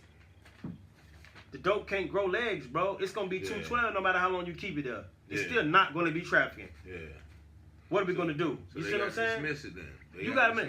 And I told him, I said, look, you can recharge me the right way. I'm cool, but I won't plea out. Yeah. I won't plea out to this. That's what they want you to do. I'm not gonna plea out to possession. I'm not gonna do that. I can't do that. You feel what I'm saying? I won't do that because nobody gave me a break, so I'm not giving nobody else no break. Yeah. What I look like, I've been doing this right here. You know, look, it's been difficult for me taking care of my kids. It's been difficult for me picking them up. You know, I got to give them reasons why I can't be with them at night. Things of that nature. I can't pick them up. I can't hold them. It's my 7 years, man. And then DRC they went and batted for me. And they went to the court and said, hey, man, this guy's doing too much stuff out here in the street with what he's doing with his life, music, movies. He can't be on that lead bang, man. Yeah. You know, I'm talking about they let me fly out with the lead bang. Oh, yeah. They watching what I'm doing. He checks in when he's out of town. Okay. He sends pictures of where he's at to us. He's always where he say he is. I never felt a urinal in my life. Okay. You know what I'm saying? I never had a dirty pee test. You feel me? You don't do nothing. Yeah, okay. But they was trying to tell people I got high. You know what I'm saying? Yeah, I got high. So it's like, yo. Yeah. So I was like, dang. I messed around and they took me off of it. When they take you off of it? They took me off the lead band. Could have been 2 years ago. So I've been running free where I can stay out all night, travel, going out of state, go to the West Coast, come back and forth and make. If it wasn't for them doing that, and yo, man, that's why I say, listen, I don't bust. Pretrial release can be a great help to people that either you don't have the money to get out, you know what I'm saying, and you need somebody to come through, you know, they need to invest dollars in that, you know what I mean, that's something good that the DA or whoever got in order, that's good, you know what I'm saying, that's good because I just think about it. I would never be on TV right now if Miss Kim would have never agreed to come get me out of there, you know what I'm saying? Yeah. Or if my girl would have never called them and they agreed to say, hey, go get him out. You know what I'm saying? I still be in there probably just getting home, you know what I'm saying? I done been in 7 movies since then that don't wait to come out. I done performed in Atlanta, big shows. I done been to South by West. All because these people, you know what I'm saying, saw that I wasn't what they was trying to say I was, dog. And gave me a chance to, and now it's take them off the lead band. We can't slow this black man down from doing this. Y'all tripping, man. Come on, man. Don't slow him because if y'all want to do it, maybe we could have did it before now. Look at this. Handle this stuff. You feel what I'm saying? Yeah. Handle it. So I mess around and it's still pending. So with the Bostic situation. So while I'm waiting for this to I'm out now. I'm on DRC.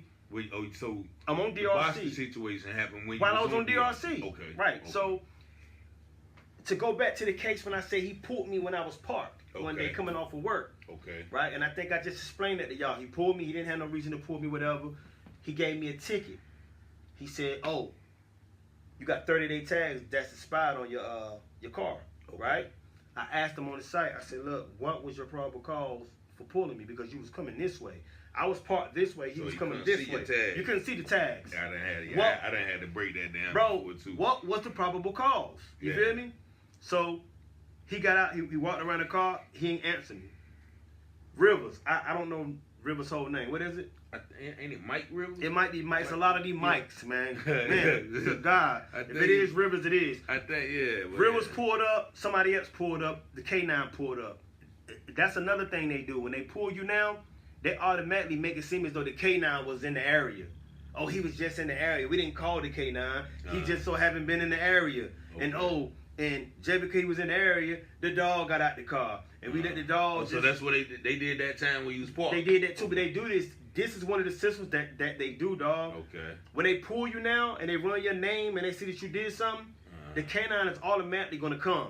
Okay. He's automatically going to come. Now, you know, they don't supposed to have that happen anyway. You don't supposed to have a dog just automatically sniff people's car and all that stuff unless you have probable cause and say that you think drugs is in the car. But what they'll do to beat that is that K9 unit will pull up right when they hear that this stuff is going on. Oh, no, I'm just there to back up another officer. That's all I'm here for. I wasn't here to let them sniff the car because, you know, you got to have probable cause to have that dog sniff that car. Okay, so you know what I'm saying? Know that. Yeah, because look, the dog, look, you could just be out there driving without a license. That's a simple traffic violation. Yeah. They don't give them right to go out there and sniff a car, bro. They will, though. But they will because guess what? The K9 just so happened was in the area. And he was just so happened helping his officer. You know what I'm saying? Yeah. And he just so happened let the dog out the car while he was looking at your license. Oh, and guess what? We won't even trying to let him sniff the car, but he barked at the car. Oh, there go probable cause. We can search his car. Is that what happened that time? That's what happened that time. So they searched your car that time? They searched my car. The dog, look, the dog barked and everything, right? They let the dog run through my car. I wasn't even driving the car. I said, bro, I wasn't even operating. I was sitting behind the wheel. I had to get out my car for the dog. I said, bro, Boston still haven't told me what he got me pulled over for. And this is 2019. While I'm on DRC, I called DRC. I told him what happened. One of my caseworkers over there told me, you need to go file a report on him, right? He give me a ticket, whatever you do. I'm talking about, man, give me the whole nine, bro. If I'm not mistaken, it seemed like I could have. It seemed like I want to say they locked me up, man. I want to say no, he didn't lock me up. He gave me a ticket. Mike pulled up with the K9. Mike was out there. Mike heard me asking this man, why did you pull me? Why did you pull me? Instead of him pulling this man to the back, saying, hey, what's the proper cause for all this? What'd he do? He didn't do none of that. He just let him carry on. That's why I say, listen, you're just as guilty as the person doing the crime or doing the illegal searching and illegal harassment if you let them do it. Yeah. No, we're not paying you to sit back and watch people do dirt. Yeah. You see what I'm saying? That's what I always say. That's wild. I'm talking about you're just as guilty. You see what I'm saying? Somebody doing wrong. If you don't that's step right. in. That's right, because it's listen. You can't tell me you agree. It's all the same that somebody would have been doing they people wrong like that. Imagine if it would have been his sister and nobody would have known it was that. I mean, you know, if they had a sister. Imagine if it was their sister and nobody knew it was their sister, and somebody pulled them over and did them wrong, and they found about it when they got back to the station. He would have looked at his partner and said, why you ain't stop that? Why you ain't tell him? You feel me? It's the same way. But they follow a different code. Yeah, they follow a different code, bro. Rather than us. Yeah, man, they follow a different code, bro. He sat there. I'm standing there. I'm just sitting there. I'm standing on the side. My boy like, man, why y'all searching him? He don't see nothing but paint cans in the back of the Benz because I had a sheet on the back of the Benz because I was doing a job for somebody. Okay. I had paint in there, paint brushes. Yeah. I got the car. They can see paint all on my clothes. They looking like fools out here right now, right? Yeah. So I know one of them had it. Man, when that man went into the car, I know one of them K9s or somebody said, man, what'd he do? That's just common sense. Why, man, why you not going to ask him what he do? Right? I'm talking about you on the scene and you're not asking your partner, look, man, what's going on? What's going on, right? You just standing there letting them do it? Nah. You feel me? Yeah. So, guess what happened? He come back after the dog run through. I said, man, you just let the dog run through my car and do all that for nothing, man. I said, this is crazy. He said, man, put yourself in my shoes. If you riding on this side of town in a car like this, wouldn't you think you a drug dealer? I said, so that gave you probable cause to pull me? I said, so what, you gonna pull any black man that's riding around in a foreign car? Yeah. You know what I'm saying? Yeah. So he just said, he just shrugged his shoulders at me, right? And he walked back to the car with my license, right? Came back, he said, you good, I'm gonna just give you a warning for the TAS. I walked back to the TAS. I said, a warning for what? I said, the TAS is good. It was 30-day tags. Yeah. I said, look, this is my insurance right here. What you talking about, boss? What's going on? So that's your first interaction? That's my first interaction with this guy, right? Okay. So I went and did a complaint on him. Okay. I went to the police station, did a complaint on him, kept it, right? Went in full. The lady at the front desk, when I got there, she said, who you coming to put this complaint on? I said, I'm coming to put it on Cody Bossett. She said, she just shook her head. She said, he ain't never, ever gonna learn. This is what the lady at the front desk said, bro. Yeah. She said, he's never gonna learn. She said, do you know how many people come here to put, you know what I'm saying, complaints on this guy?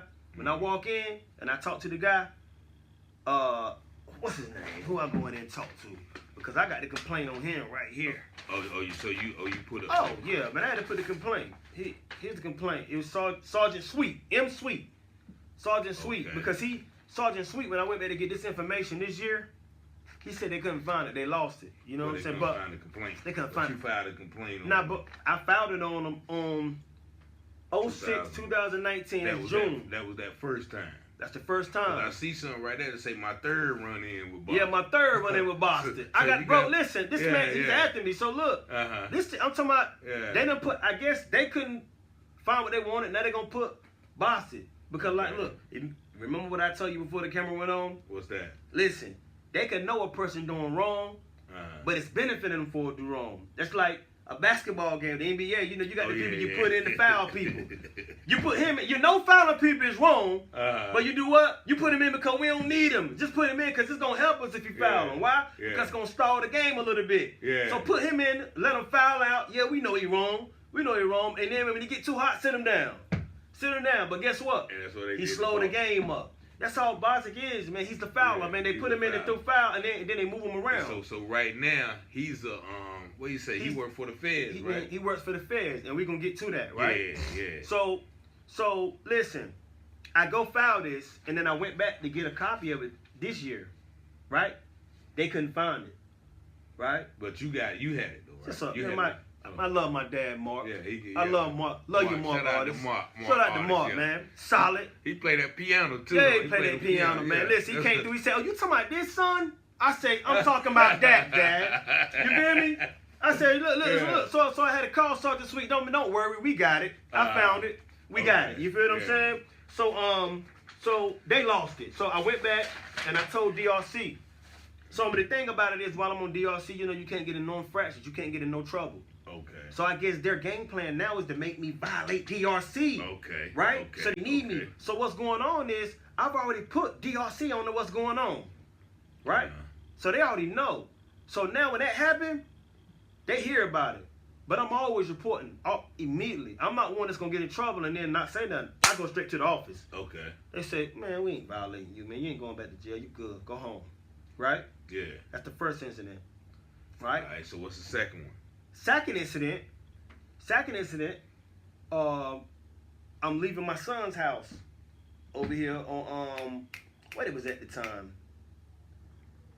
Was I leaving my son? No, I wasn't. I'm lying. It's been a long time ago. Yeah. I was leaving my homeboy across town, my homeboy CJ. I was leaving him. We was kicking it over here by the hood, over here on by Crawford Street. Okay. And I take off and I leave and I go to Elm Street and I make a right to go back up to that to pass what's that store right there? You know the hood store everybody go to. Donnell? No, it ain't Donnell's. No, I made a right. DNC Mall, right? So I turn right there on what's that street there? Is it Creech? Oh yeah. So right before the store. Right before the store. Okay. I turn on Creek Street, right? I'm turning on Creek Street because I'm about to go to my father's house, right? I'm on the phone. I'm in the right lane, minding my business, right? You know, it's a two-way street. Right, daytime or night? Daytime. Okay. Daytime. So while I'm riding, guess who I see coming towards me? I don't know who it is yet, but it's a cop car. You know me. I tell you, when I see cop cars, I think all of them after me. I'm scared to death. You know what I'm saying? Yeah. I mess around and I catch him at my peripheral. When I pass him, we passing like slow. I look, he look. Guess who it is? Boston. It's Boston. Okay. So when Boston see me, right, I turn back around. I forgot I was on the phone, but I said, yo, this MFer gonna pull me, man. I said it. I said, listen, he gonna pull me. Some of them, you know. I'm talking about, listen, because every time he see me, he's gonna get behind me. You know what I'm saying? So he was going the opposite. He was going the opposite way. When he seen you. me, I just started counting down. I said, I saw 10, 9. I looked at the rear view. He was, Yeah. He was coming behind me. I got on the phone. I shook my head. I said, yo, let me call you back. I gotta call DRC. So look, I called. Look, so look, I called the DRC building, right? Yeah. I called the DRC building, and when I called the DRC building, they said, what's going on? I said, listen, you know I told you I'm always call you when the police get behind me because I need proof. You know, man, this is my life. You feel what I'm saying? Yeah. I got kids to take care of. These people trying to get me off the street, man. You know what I'm saying? Yeah. I said, Boston just passed me in the opposite direction and pulled me. So, listen, I'm talking to him while he's getting behind me. Yeah. So he said, so what do you do? I said, I didn't do nothing. I'm just driving. He said, you speeding? I said, no, I'm not speeding. I'm just driving. So he said, come to the office. I said, all right. So now, the protocol is when somebody get behind you, because my life is in danger now with this lead band on, right? Because if I do something wrong and they put something on me, I'm out of here. I'm going back on these charges with the drugs and the robbery. I got you. Right? And my bond's going to double. So I'm going to have $1 million bond if I go back this time. Yeah. If I violate, the bond doubles. That's the agreement. Okay. It's this plus whatever it is. You know what I'm saying? You got to sit. And you think they're going to drop it? Nah. The charge have been pending 7 years. They're going to let me sit in there 7 years off this stuff. Now, I'm never going to be able to make bond. So I got to play it smart. I got to have these people knowing what I'm doing at all times. Okay. So they said, come to the building. I said, all right, I'm coming. Right? He throw the lights on me. Uh-huh. I didn't even know the lights was on me, though. Because I'm thinking he was just going to, you know, like, just follow you antagonize me. Just follow me. But he turned the lights on as soon as he... I don't know how soon he turned it on. I don't know. You probably turned them on as soon as he seen you. Hit the All light. I know is I got to the stop sign and I seen him follow me. I didn't really look at the view no more because I'm paying attention to my phone and I'm talking. But I know he behind me because I know him. He's going to follow me. Oh, that's Cream. Oh, that's Anthony. He going to follow me. Yeah. When I get there to the Piggly Wiggly joint right there, it's right there by Piggly. Nah. Creek Street.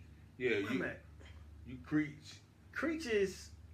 It turned into Evergreen, so you got to make a left. Yeah, I made a left, and I went all the way down through the light and past Piggly Wiggly. Yeah. That's when I looked and I seen the lights. The sirens went on, though. He just had the lights. Uh-huh.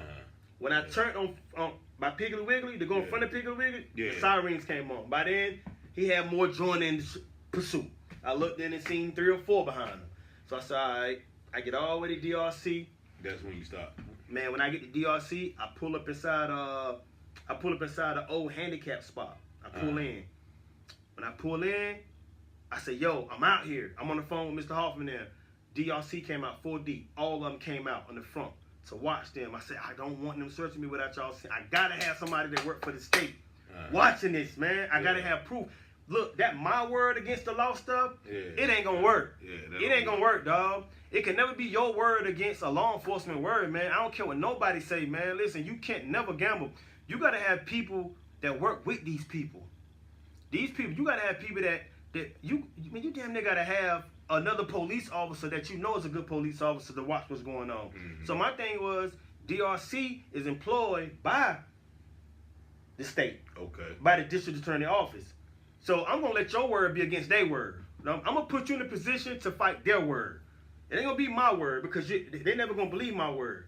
But they're going to take their word every time. And then not only that, it's a camera right there in the sky. Right there inside the DRC.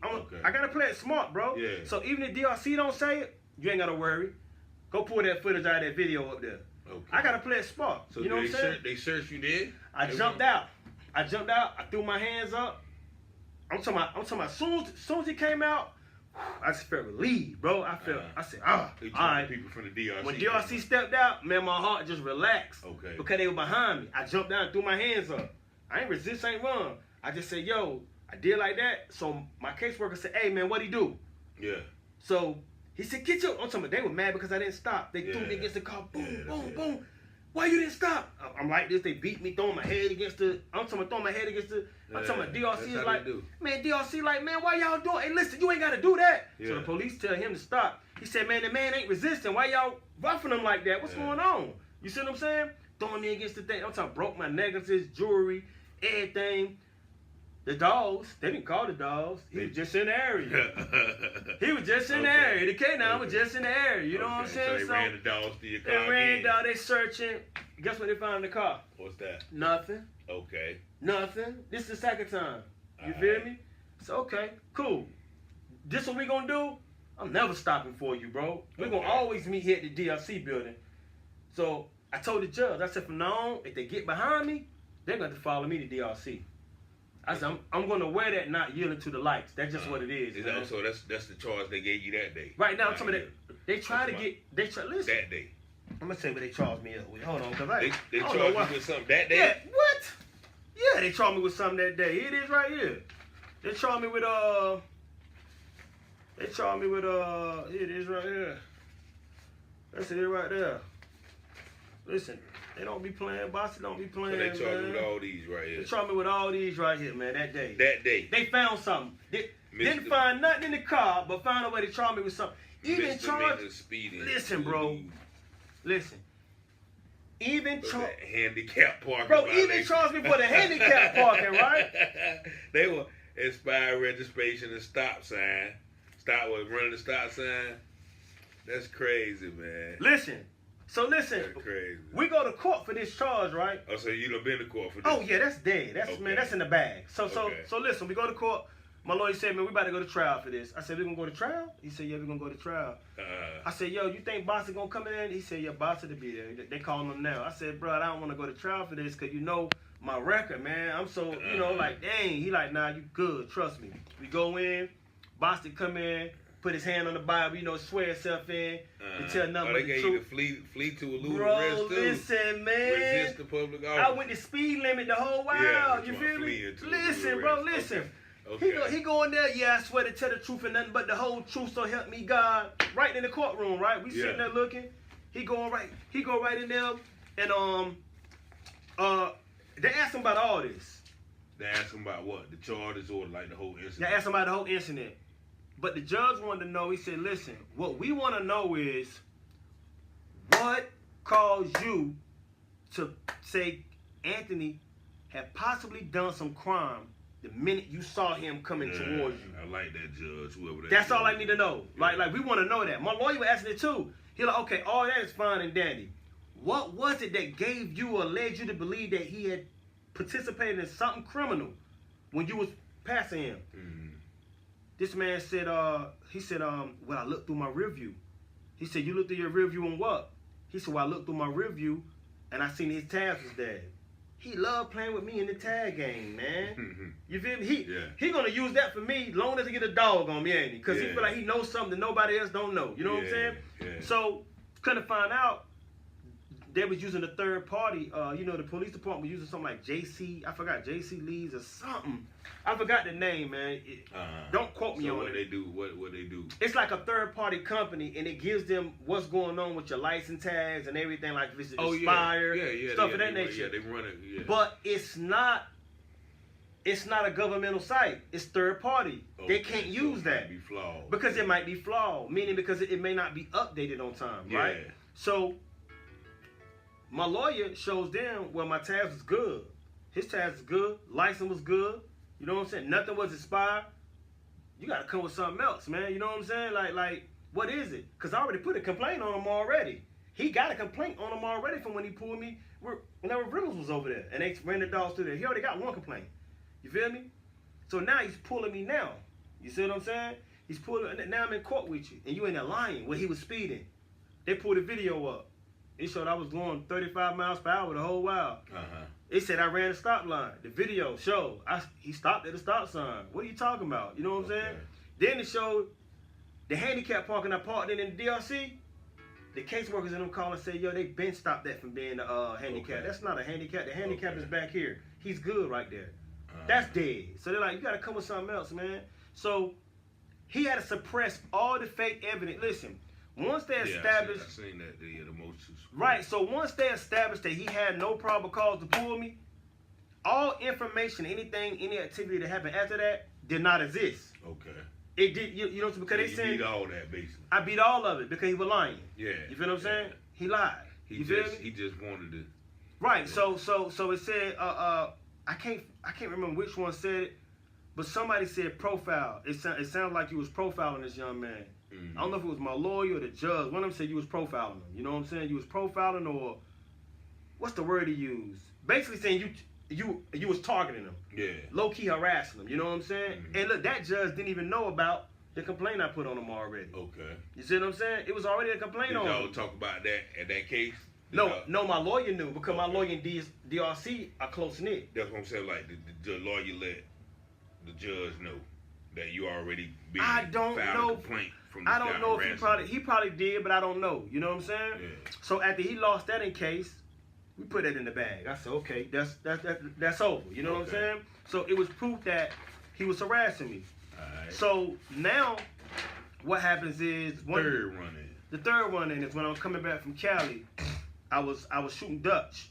I was shooting Dutch too. Okay. Now I was shooting On the Run with Love in Atlanta, movie, and I was shooting. Is that out yet? That ain't out yet. We almost finished with that, right? So I was shooting that. I was in Atlanta. I was flying from Atlanta to Cali to Jersey. Shooting all of them. Yeah. You know what I'm saying? So I was on set over here. You know what I'm saying? Boom. I gotta go shoot 2 days in Cali. I'm gonna fly. Go to Cali. Do that. Go back to Jersey. Okay. Do that one. Now I got a court date to go to for one of these. I don't know which one it was. Jersey. What was that? Dutch? Yo, Jersey is Dutch too. Okay. So I mess around and come back. I said, "Dick, I got a court date. I gotta fly back home real quick." I fly back to Atlanta because my car is at the Airbnb. So I fly back to Atlanta instead of flying to Carolina, and I drive to the airport because I don't want my car in that Airbnb too long. Yeah. I rather pay for it to be at the airport.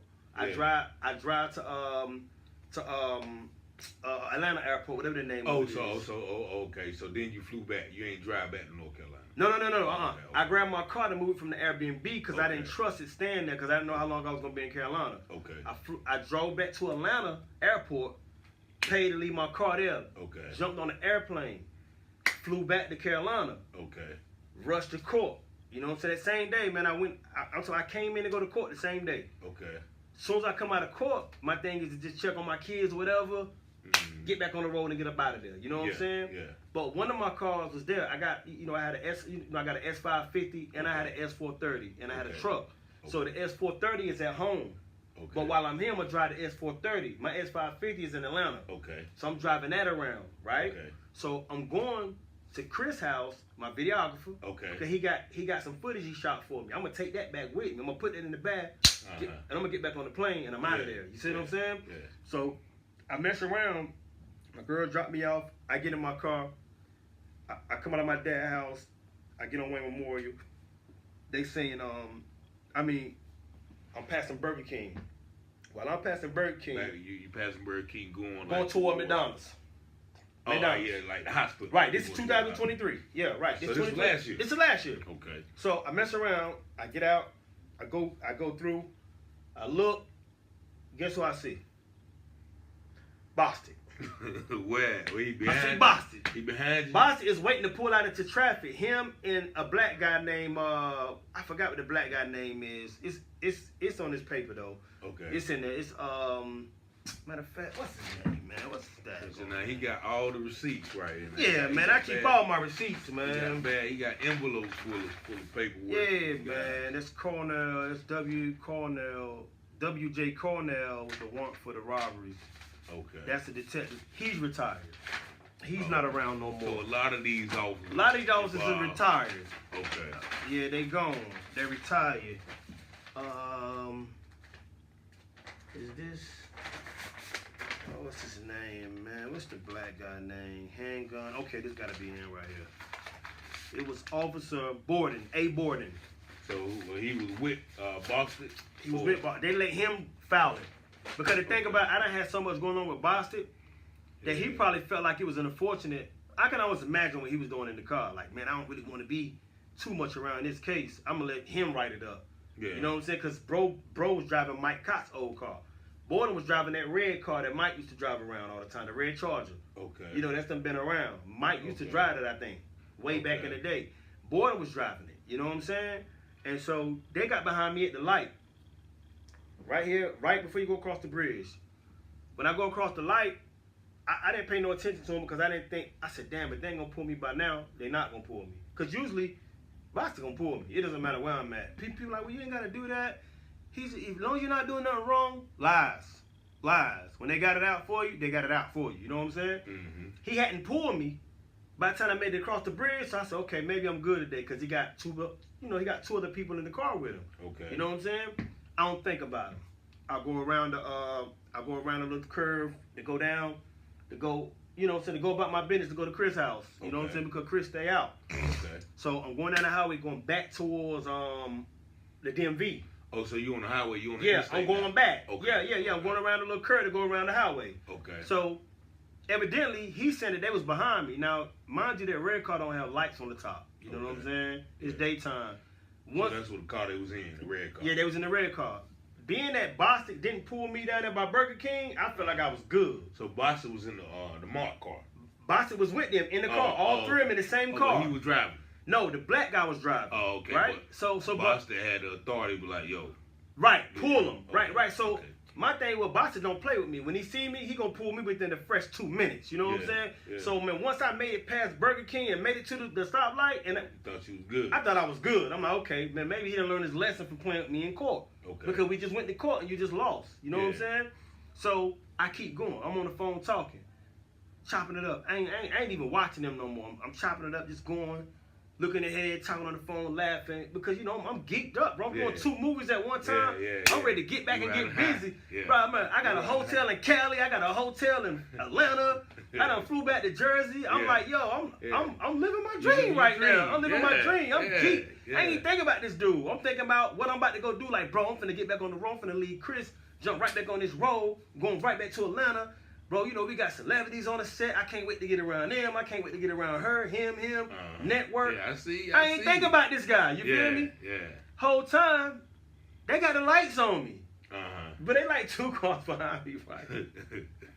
I'm on the highway, bro. They got, bro, they got lights on me, man. So I'm like, yo, I look up. I tell my boy, I said, yo, they got the lights. I said, yo, they behind me, bro. He like, who? I said, Bostic and them is behind me, my guy. So the first thing I started thinking about, damn, how do I want to get the DRC? I'm like, yo, I gotta be. That's where you trying to get. Yeah, I'm trying to make it the DRC. I said, did you call them? So listen, it's after hours. So this time it's nighttime. Bro, it's after hours. No, it's after 5. I mean, DRC closed at 5. Okay. Right? Yeah. But Kim and them may leave at 4, depending on what day it is, right? So I'm getting off the phone. I said, bro, I gotta call DRC. I merge off and get on William Street. Cause I'm like, Dad, the quickest way for me to get to William Street, cause so now I got my own protocol to this guy. Yeah. You feel me? Yeah. So look, my protocol for Bostic is whenever I'm not gonna stop for him, I gotta make sure I'm not putting myself in no way where I can break other traffic violations. So William Street is a whole street full of violations. Cause you got stoplight. Yeah. So I'm like, dog, I don't need to be on William Street because listen, I'm gonna mess around and probably run through a stoplight, and that's gonna be almost like how many stoplights? Yeah. Man, that's about what 1, 2, 3. It's a lot of them. It's a lot of them before I get to the DRC building. So I say, nah, I don't need to go there. So you ain't get off on the William. I ain't get off on William. I went up on the little side street on the back where it's no stoplights, no stop signs, no nothing. Okay. Right. You know how you turn on William, but you can bear off on that little side street. So like the little like you going to North End. Yeah, but it'll take you all the way to that railroad. Yeah. I think, but it'll take you out right there. Yeah. So look, I was gonna go there. Okay. Then bust a left and get over the railroad track. Okay. Because if I go through William, a stoplight come, I know me. I'm gonna have to stop at that light. Yeah. But I don't want too many of them inroading me. Because if I stop, some officer might come from this way and close me in. Well, I can't go straight. I don't need to be closed in without nobody watching them search me, dog. Yeah. So I'm like, nah, I can't do that. I'm gonna take this route. I'm gonna bust this left, go over the track, boom. Bostic already know what I'm doing. He knows the procedure. You feel me? Yeah. He knows. Langston is not gonna stop. He trying to make it to the DRC building. We gotta stop before he get there. You see what I'm saying? Wow. So listen, man. So I get up there. I think I never stopped. I think I kept going. Was it like, it could have been about what, 40? Could have been 40 or so, I don't know. All I know, my mind was all over the place. I'm trying to make it to a place. I'm trying to think about them, think about DRC, think about my safety, think about not breaking no traffic laws, you know what I'm saying? But I'm on a road where I ain't got to break too many traffic laws. Okay. Because there's no lights. What you talking about? Yeah, it's nothing on that street but one stop sign. It's free. It's a free joint. It's free. But then I get to the end. You gotta make either that I gotta make the right or the left, right? Yeah. I look up in the light, bro. Swear to God, I look up in my rear view to see where they at when I get there, bro. I hit the brake to stop, man. When I hit the brake to stop, my whole wheel locked up. The whole wheel lock up. Boom. The wheel lock up, the whole car flipped. The S430, it flipped. And you probably saw it online. I seen it when your boy put it up there, like, check on your peeps. It was like a story. And I was like, nah, that looked like his joint. Yeah, it was the 430. It was the 430. So I remember when it happened. Yeah, so I was trying to turn and in the wheel lock. It like, I don't know how I did it though, bro, but it just boom. And when it did it, it slid across. And the railroad track rail was probably about this high. Well, you know, it set up higher than the road. Yeah. And when it hit my tire, it knocked the wheels, it knocked the axle off the car. Mm-hmm. The axle came off the car, man. And when the axle came off the car, the whole car flipped. You know what I'm saying? I was in it. I got out, ran from the car. I'm thinking the car gonna blow up. You hear me? Yeah. I get up out there. People surprised the car even there. I look up. Cody Boston behind me. You know what I'm saying? Stop, Anthony, stop. I'm like, yo, what you want with me? You know what I'm saying? What you want? Yeah. So they see me running. You know what I'm saying? They see me running. I'm like, yo, what you want with me, man? Why you always harassing me, bro? Yeah. So I go inside. I run inside the building and I try to alert. I'm like, yo. What building? It was a warehouse over there. I didn't see nobody in it, but I'm saying, yo, hey, yo. Ain't nobody in I'm trying to alert somebody like, hey, yo. Yeah. So I'm hiding. I'm like, because I'm trying to get them to maybe, because, you know, people love to go live now. Yeah. When they see the law, they'll go live. I need somebody to be going live right now. You know what I'm saying? So you be good. Yeah, so I be good. So I don't see nobody around. I'm like, oh, man, let me duck. I'm trying to hide. Like, yo, man, this ain't nothing but the law. Ain't nobody got cameras up. Ain't nobody recording nothing.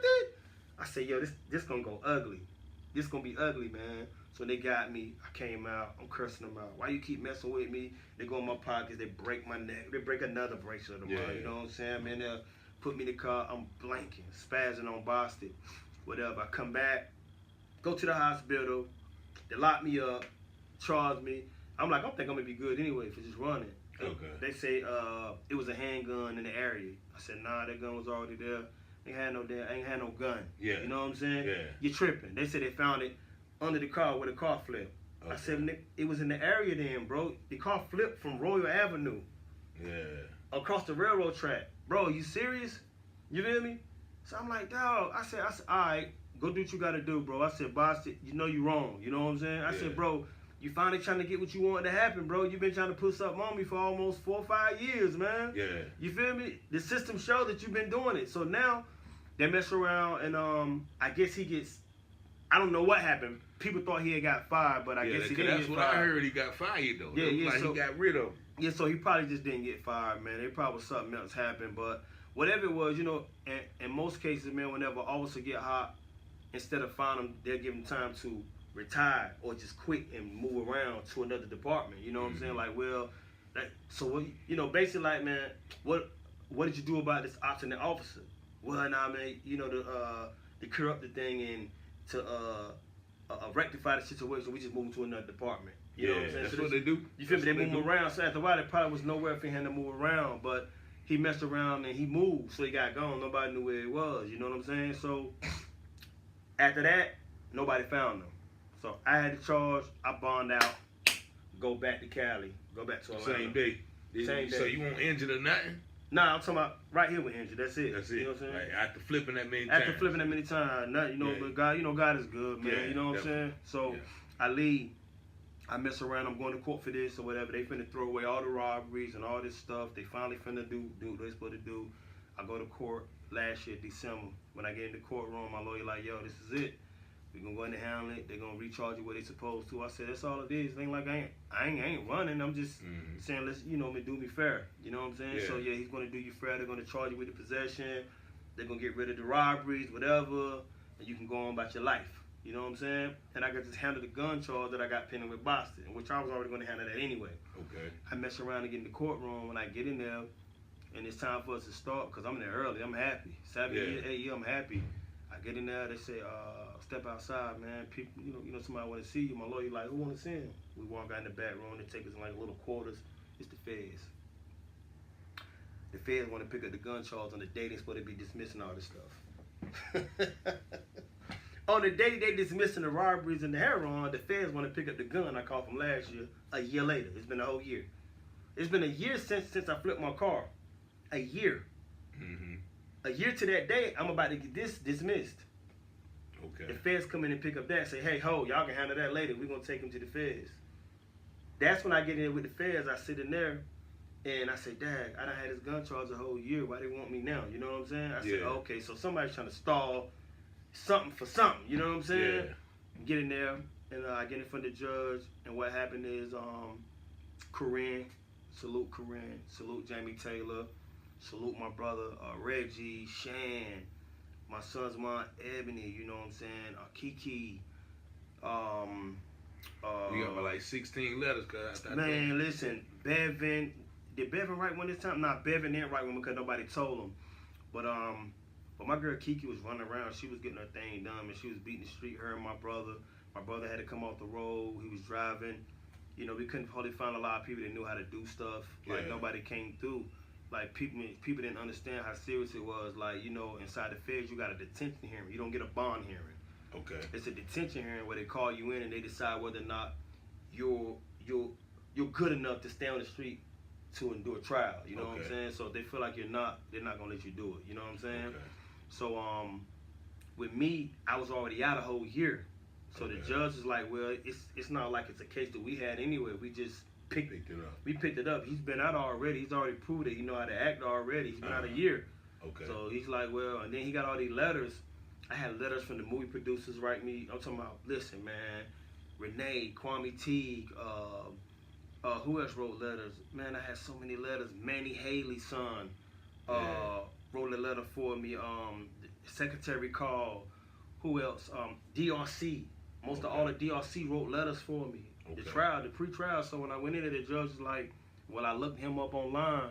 That's on my IMDb page, my music page. They said, he was like, well, I see a lot of people that come in here and say what they are, just to try to get out on detention. He said, but I looked at this young man and he is everything he said he is. Because he was looking at it, and his helpers, because the Fed judge has helpers that looks up stuff. Yeah. And they was bringing him back, and then she was shaking his head like, yeah, he is everything he said he is. He's actually working. Like, the executive producer just called from Cal and said he has to be on set next week. The judge said, man, if y'all think I'm finna leave him locked up when he's already proven, he like, the purpose of pre-trial is to let people out is to see that people's gonna do better for themselves. Okay. He said, this man is actually doing something right now. So he said, you want me to leave him locked up? And he's missing a big movie out here? Like, do what you want. He said, but I'm not going to leave him locked up. He said, because he's already out on, and then he's out on pretrial relief with the state. Every last one of the pretrial release coordinators just wrote a letter for him and said, the man do excellent. 7 years. 7 years. 7 years of excellence. So if you want me to believe that he's going to mess up now because we just picked up his case, I can't do that. You know what I'm saying? He said, I'm not going to do it. He can go home, put him on a lead band, back on DRC. He said, yo, and then you're free to go. Keep doing the good work. That's what he told me, man. You know what I'm saying? He said, hopefully they'll get rid of all this other stuff and we can get something done. And, And that was what, last year? Last year, yeah. And my dad came, last year my dad came, brother came, just people that really believe in me.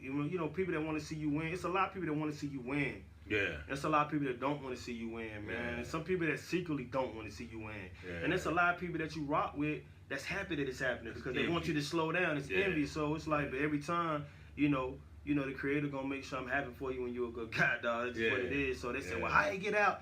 I was already out. Yeah. I was already out on the gun charge. You know what I'm saying? It's just that now when they picked it up, God been doing so much for you, boy, big time. Why, why with the movies and the music and stuff like that, the judge said, nah, I ain't finna stop him. You know what I'm saying?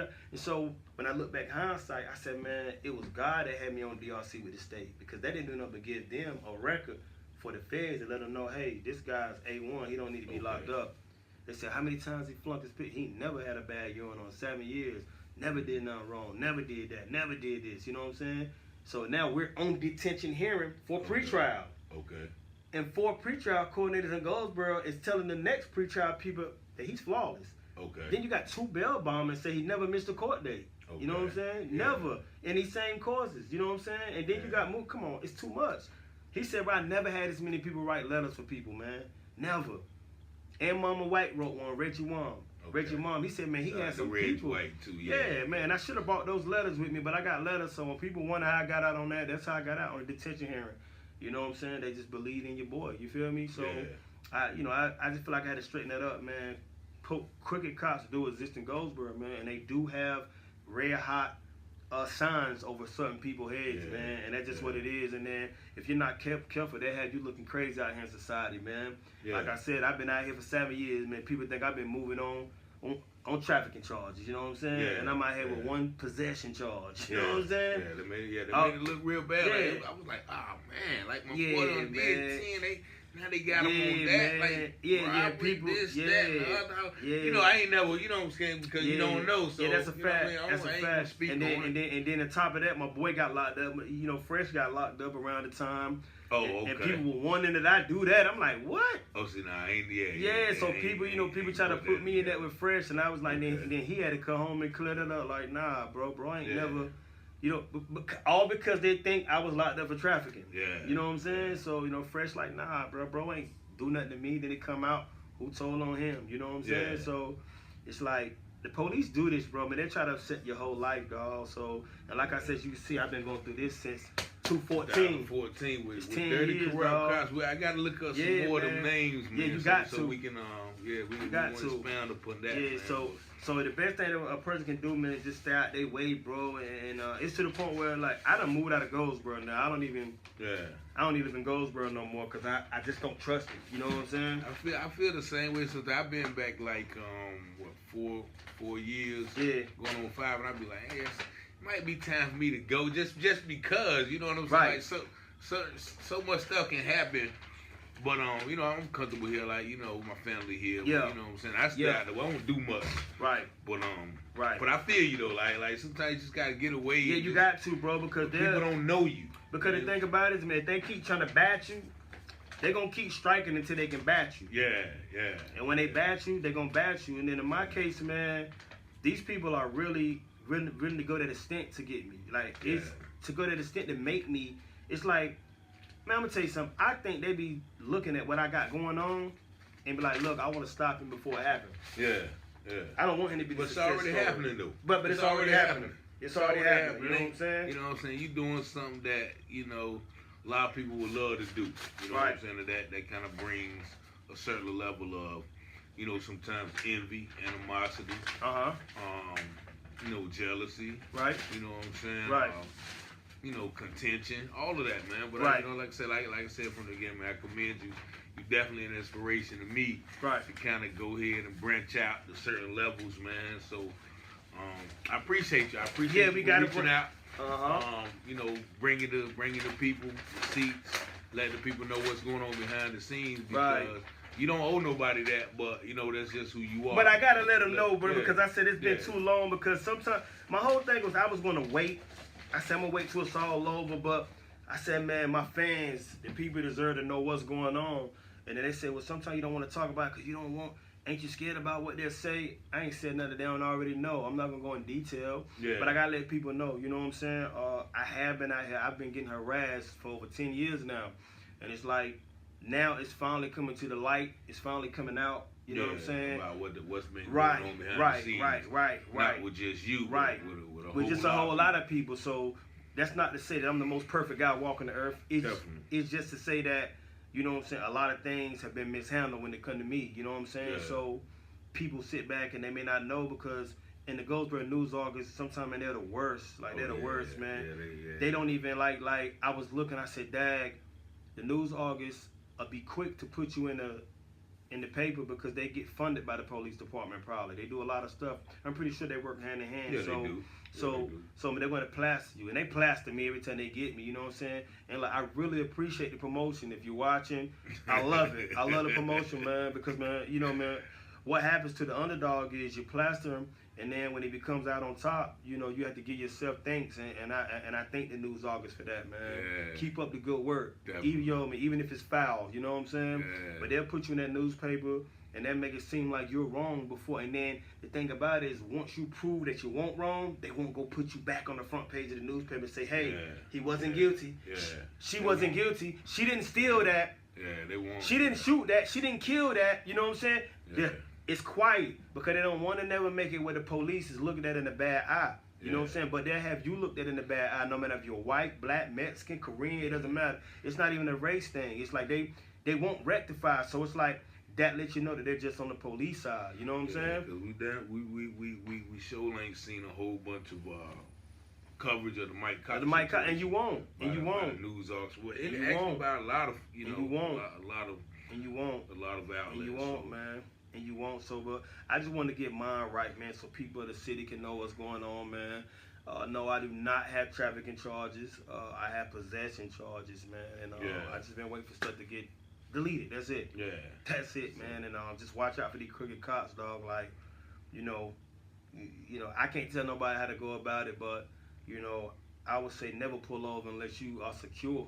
Unless you're secure in the area where people can see, man. These days, man, you can only pray to God that somebody go live and pull out a phone. You know, back in the day, you say, man, I hate nosy people. I don't want people pulling out phone. Now you better hope they pull out a phone when the police is around. You know what I'm saying? You needed to pull out phones, man, because these people are out to, you know, they out to get their mark, their quotas and shit.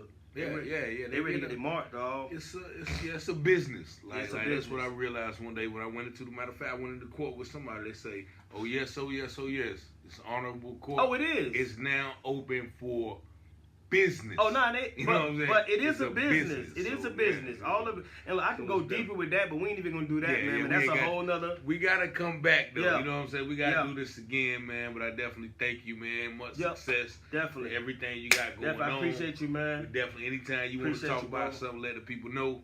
You know, that's where we at, man. Definitely. Publishing, Cream, OGC, definitely tap everything. In with us, man. What is it? Love is an Illusion. Love is an Illusion book is coming out. We just launched the publishing company. That's the book, though, right? The book we just launched. But you wrote 10 books, though, right? I wrote 10. I put 10. One out through a publishing house. Oh, but so I took you it ain't off. even put the rest of them out yet. I wanted to wait for a time like now after I started doing stuff, then I was gonna drop them. Okay. So man, Love's Illusion was actually turned into a movie before the book came out. Yeah. So that's being shot now. Nah, that's finished, man. That's almost finished, man. Is it out yet? It ain't out yet. I'm talking about we're gonna drop that at the same time we drop the movie. The movie we're gonna be trying to put on Lifetime. We got some stuff. What you about the Love is Illusion movie? Love is Illusion movie, man. So you're gonna drop the book and the movie at the same time? I'm thinking about dropping the book and the movie. It depends on my sister, man. My sister is running the publishing company for us now. And that's the one that sing though, right? That's the one that sing Sharonda Langston. She has the Langston Artist and Publishing House right now. She's finna launch. It's gonna be for a whole lot of young authors that need some place to go. We're gonna be signing people, signing kids. Things. I'm doing everything we're doing is gonna be for kids. We're gonna be signing them, helping them get their books out, get their story out. So tap in with Sharonda Langston if you're watching it. I was going to put the book out, Love is Illusion, through Amazon, but once she launched the book company, I said, nah, we're going to take it to the book company, the publishing house, and we're going to do it. Get all the money. Right, we're going to get all the money and all the clout that way. So we just hired a publicist out of California. She represents Floyd Mayweather. She represents Randy Moss, Snoop Dogg. Now she represents me and my team. You know what I'm saying? Definitely. And so she's going to throw us out there. We have big meetings coming up with Lifetime in Cali, BT headquarters. Like, we got a lot of meetings for Love is Illusion. So we want to sit down with Dana Dane, the legend Dana Dane. Love Dana Dane. Salute Big Dana Dane, man. See, a lot of people think that you can get where you got or where you going by yourself. Nah, you can't, gotta man. make connect. Like you said, public. I remember back. I reached out to you about something. You was like, yeah, my publicist. And I was like, yeah. Like, you can do but so much. You can't do but so much. You can't. You gotta have a publicist. Need somebody to man. Once you reach that ceiling of what your hands can do, you gotta have a publicist, dog. Okay. You know what I'm saying? And shout out Kwame T, my big bro, free him. Yeah. You know, and that's how we've been moving, bro. We've been moving. We got mags. my little brother Gotti, Motion Boy Production, Max Films. Like we Yeah, really gonna be y'all. bringing a lot of stuff. And we got a movie that we're bringing back to the city this year. We're gonna do Silent Killers 3. We just paid some actors to come to Goldsboro. Of course, that won't be in the paper, you know what I'm saying? But we will have it somewhere for kids. You know, we're gonna bring a feature film to Goldsboro to give people opportunity. And so that's what it's about, man. And that's what I feel like they're trying to stop me from doing. They want me shut up because they don't want me bringing this type of stuff back to the city. You know, it's a threat. It's so one why thing. Why wouldn't you want it though? Yeah, why wouldn't you? It's right. It's one thing when people blow, they act, they do music, and they don't come back. You feel me? But it's another thing when you get somebody that comes back and say, "Hey, I'm going to build an avenue for people to do it," and that's what we want to do. We want to build an avenue, dog. You know what I'm saying? We want to teach them financial literacy. We want to teach them the business of music. We want to teach them the business of doing movies, because it's more than just picking up a camera, hit record, dog. When I tell you, dog, man, listen, man, it take us 6 months to put these movies together, and then another 3 months to do readings on Zooms every week. Like I've been for the last 3 years, I've had a Zoom 3 times a week for the last 3 years on different movies. Zooms, reading these Zooms is 2 hours a piece. You know what I'm saying? Which is just reading about it's either reading the scripts. Reading the scripts, And it's like it's 50 of us online, and we all looking at each other doing the script. Or if it's my movie, like now, because we're the producers of Love Is Illusion, so now we have to hire the people. We have to buy the insurance, $1 million worth of insurance for this movie. We gotta do this, do that, do it all falls on us. You know what I'm saying? Like we're dealing with a sound guy now out of the UK. You know, we got to send the movie to him. We got some more guys in Cali, a whole team that do superhero movies. They're going to be doing the coloring in Love Is Illusion. So we're doing a whole lot of things that come. It's so deep, you got dog. the ciphers going. Like, so how long do it take? So I know y'all get together and shoot. You know what I'm saying? The ciphers? That's the day. How long it take to put those together? Well, we'll go off. It just depends, man. Because the ciphers, we do it different. We throw the flyer up. You know what I'm saying? They send the email, y'all. They send the email. You know, first come, first serve. We try to go 6 or 7 people. After we get that, we was making people pay. The men had to pay $40 because we don't believe in paying for nothing for men. The women was free. But now it's just to the point where it's like, you know what? I've been paying for the last 3 out of my pocket, and my brother. You know what I'm saying? My brother pays, I pay, because we just want to show the love. Not saying that we balling and we rich, but we just want to bring that peace, that type of, you know. And then we try to do stuff different, man. We didn't want to have a regular cipher where people just throwing the camera up and people just, you know, we want to do it. We want people to have that chance to get that look, you know, because a lot of people couldn't afford to get a high quality video. You know, people like 10 pounds cost, Chris artists cost, like. And so it's like, well, you know what? These days, any type of footage of yourself on a good camera is good. So now I'm going to let you do your thing. I'm going to let you use my shine, you know, my clout. I'm going to put you on my page with the cipher. You're going to have a good video. You can clip it up and post it on your own page. And you get your name out there. So we've been doing that. It's almost about a year. We're, you know, I mean, we're creeping up on a year right now, man. Of that. So you know, now we got the singer cipher coming up. Y'all might need to take all the ciphers and put them together like a little compilation or something. Well, man, they're on YouTube. They're on YouTube. It's Strap G Productions now. He got them up. But the singer one is what we doing now. These things usually take about a month or 2 though, because they gotta write. They gotta write, and then they gotta send their verses in to us, and then we gotta take them. I gotta pay the studio in Raleigh. We go down there, we line it up, then we come back, we give it to the videographer, he look at it, he put a treatment together, then I go rent a location. After I rent the location, they show up, then I pay. It's extensive. It's a lot. You know what I'm saying? But you know, it comes, you know, it's all in the game of being professional, and that's why it looks the way it looks, because we take time what we do. So it's like my thing is, I told bro, I said I want to do something where people can use what I'm doing to counteract. And I said the ciphers is perfect because they see me on TV, they see me moving. Now they get to see them with something with us a part of it, and that's why I host them. I make sure my face is in them. So if it's like, if I ever blow, it's the stamp. It's the stamp. So if I ever blow, you know, you can always say, look, I rock with bro, you know, I did this cipher with him, and it could probably get them somewhere. It's a snowball effect. So I'm always just trying to show love, man, no matter what people think, no matter about the people that hate me or whatever, but it is what it is, man. It don't stop nothing, dog. Yeah, man. You know, but I definitely, once again, man, appreciate you. I appreciate you, man. Thank you for, you know, coming through a blessing. You know what I'm saying? Facts, man. We're going to have them back soon, man. So I appreciate you. Y'all be blessed. Be blessed, 919-587-7782 if you want to get in touch. Peace and love.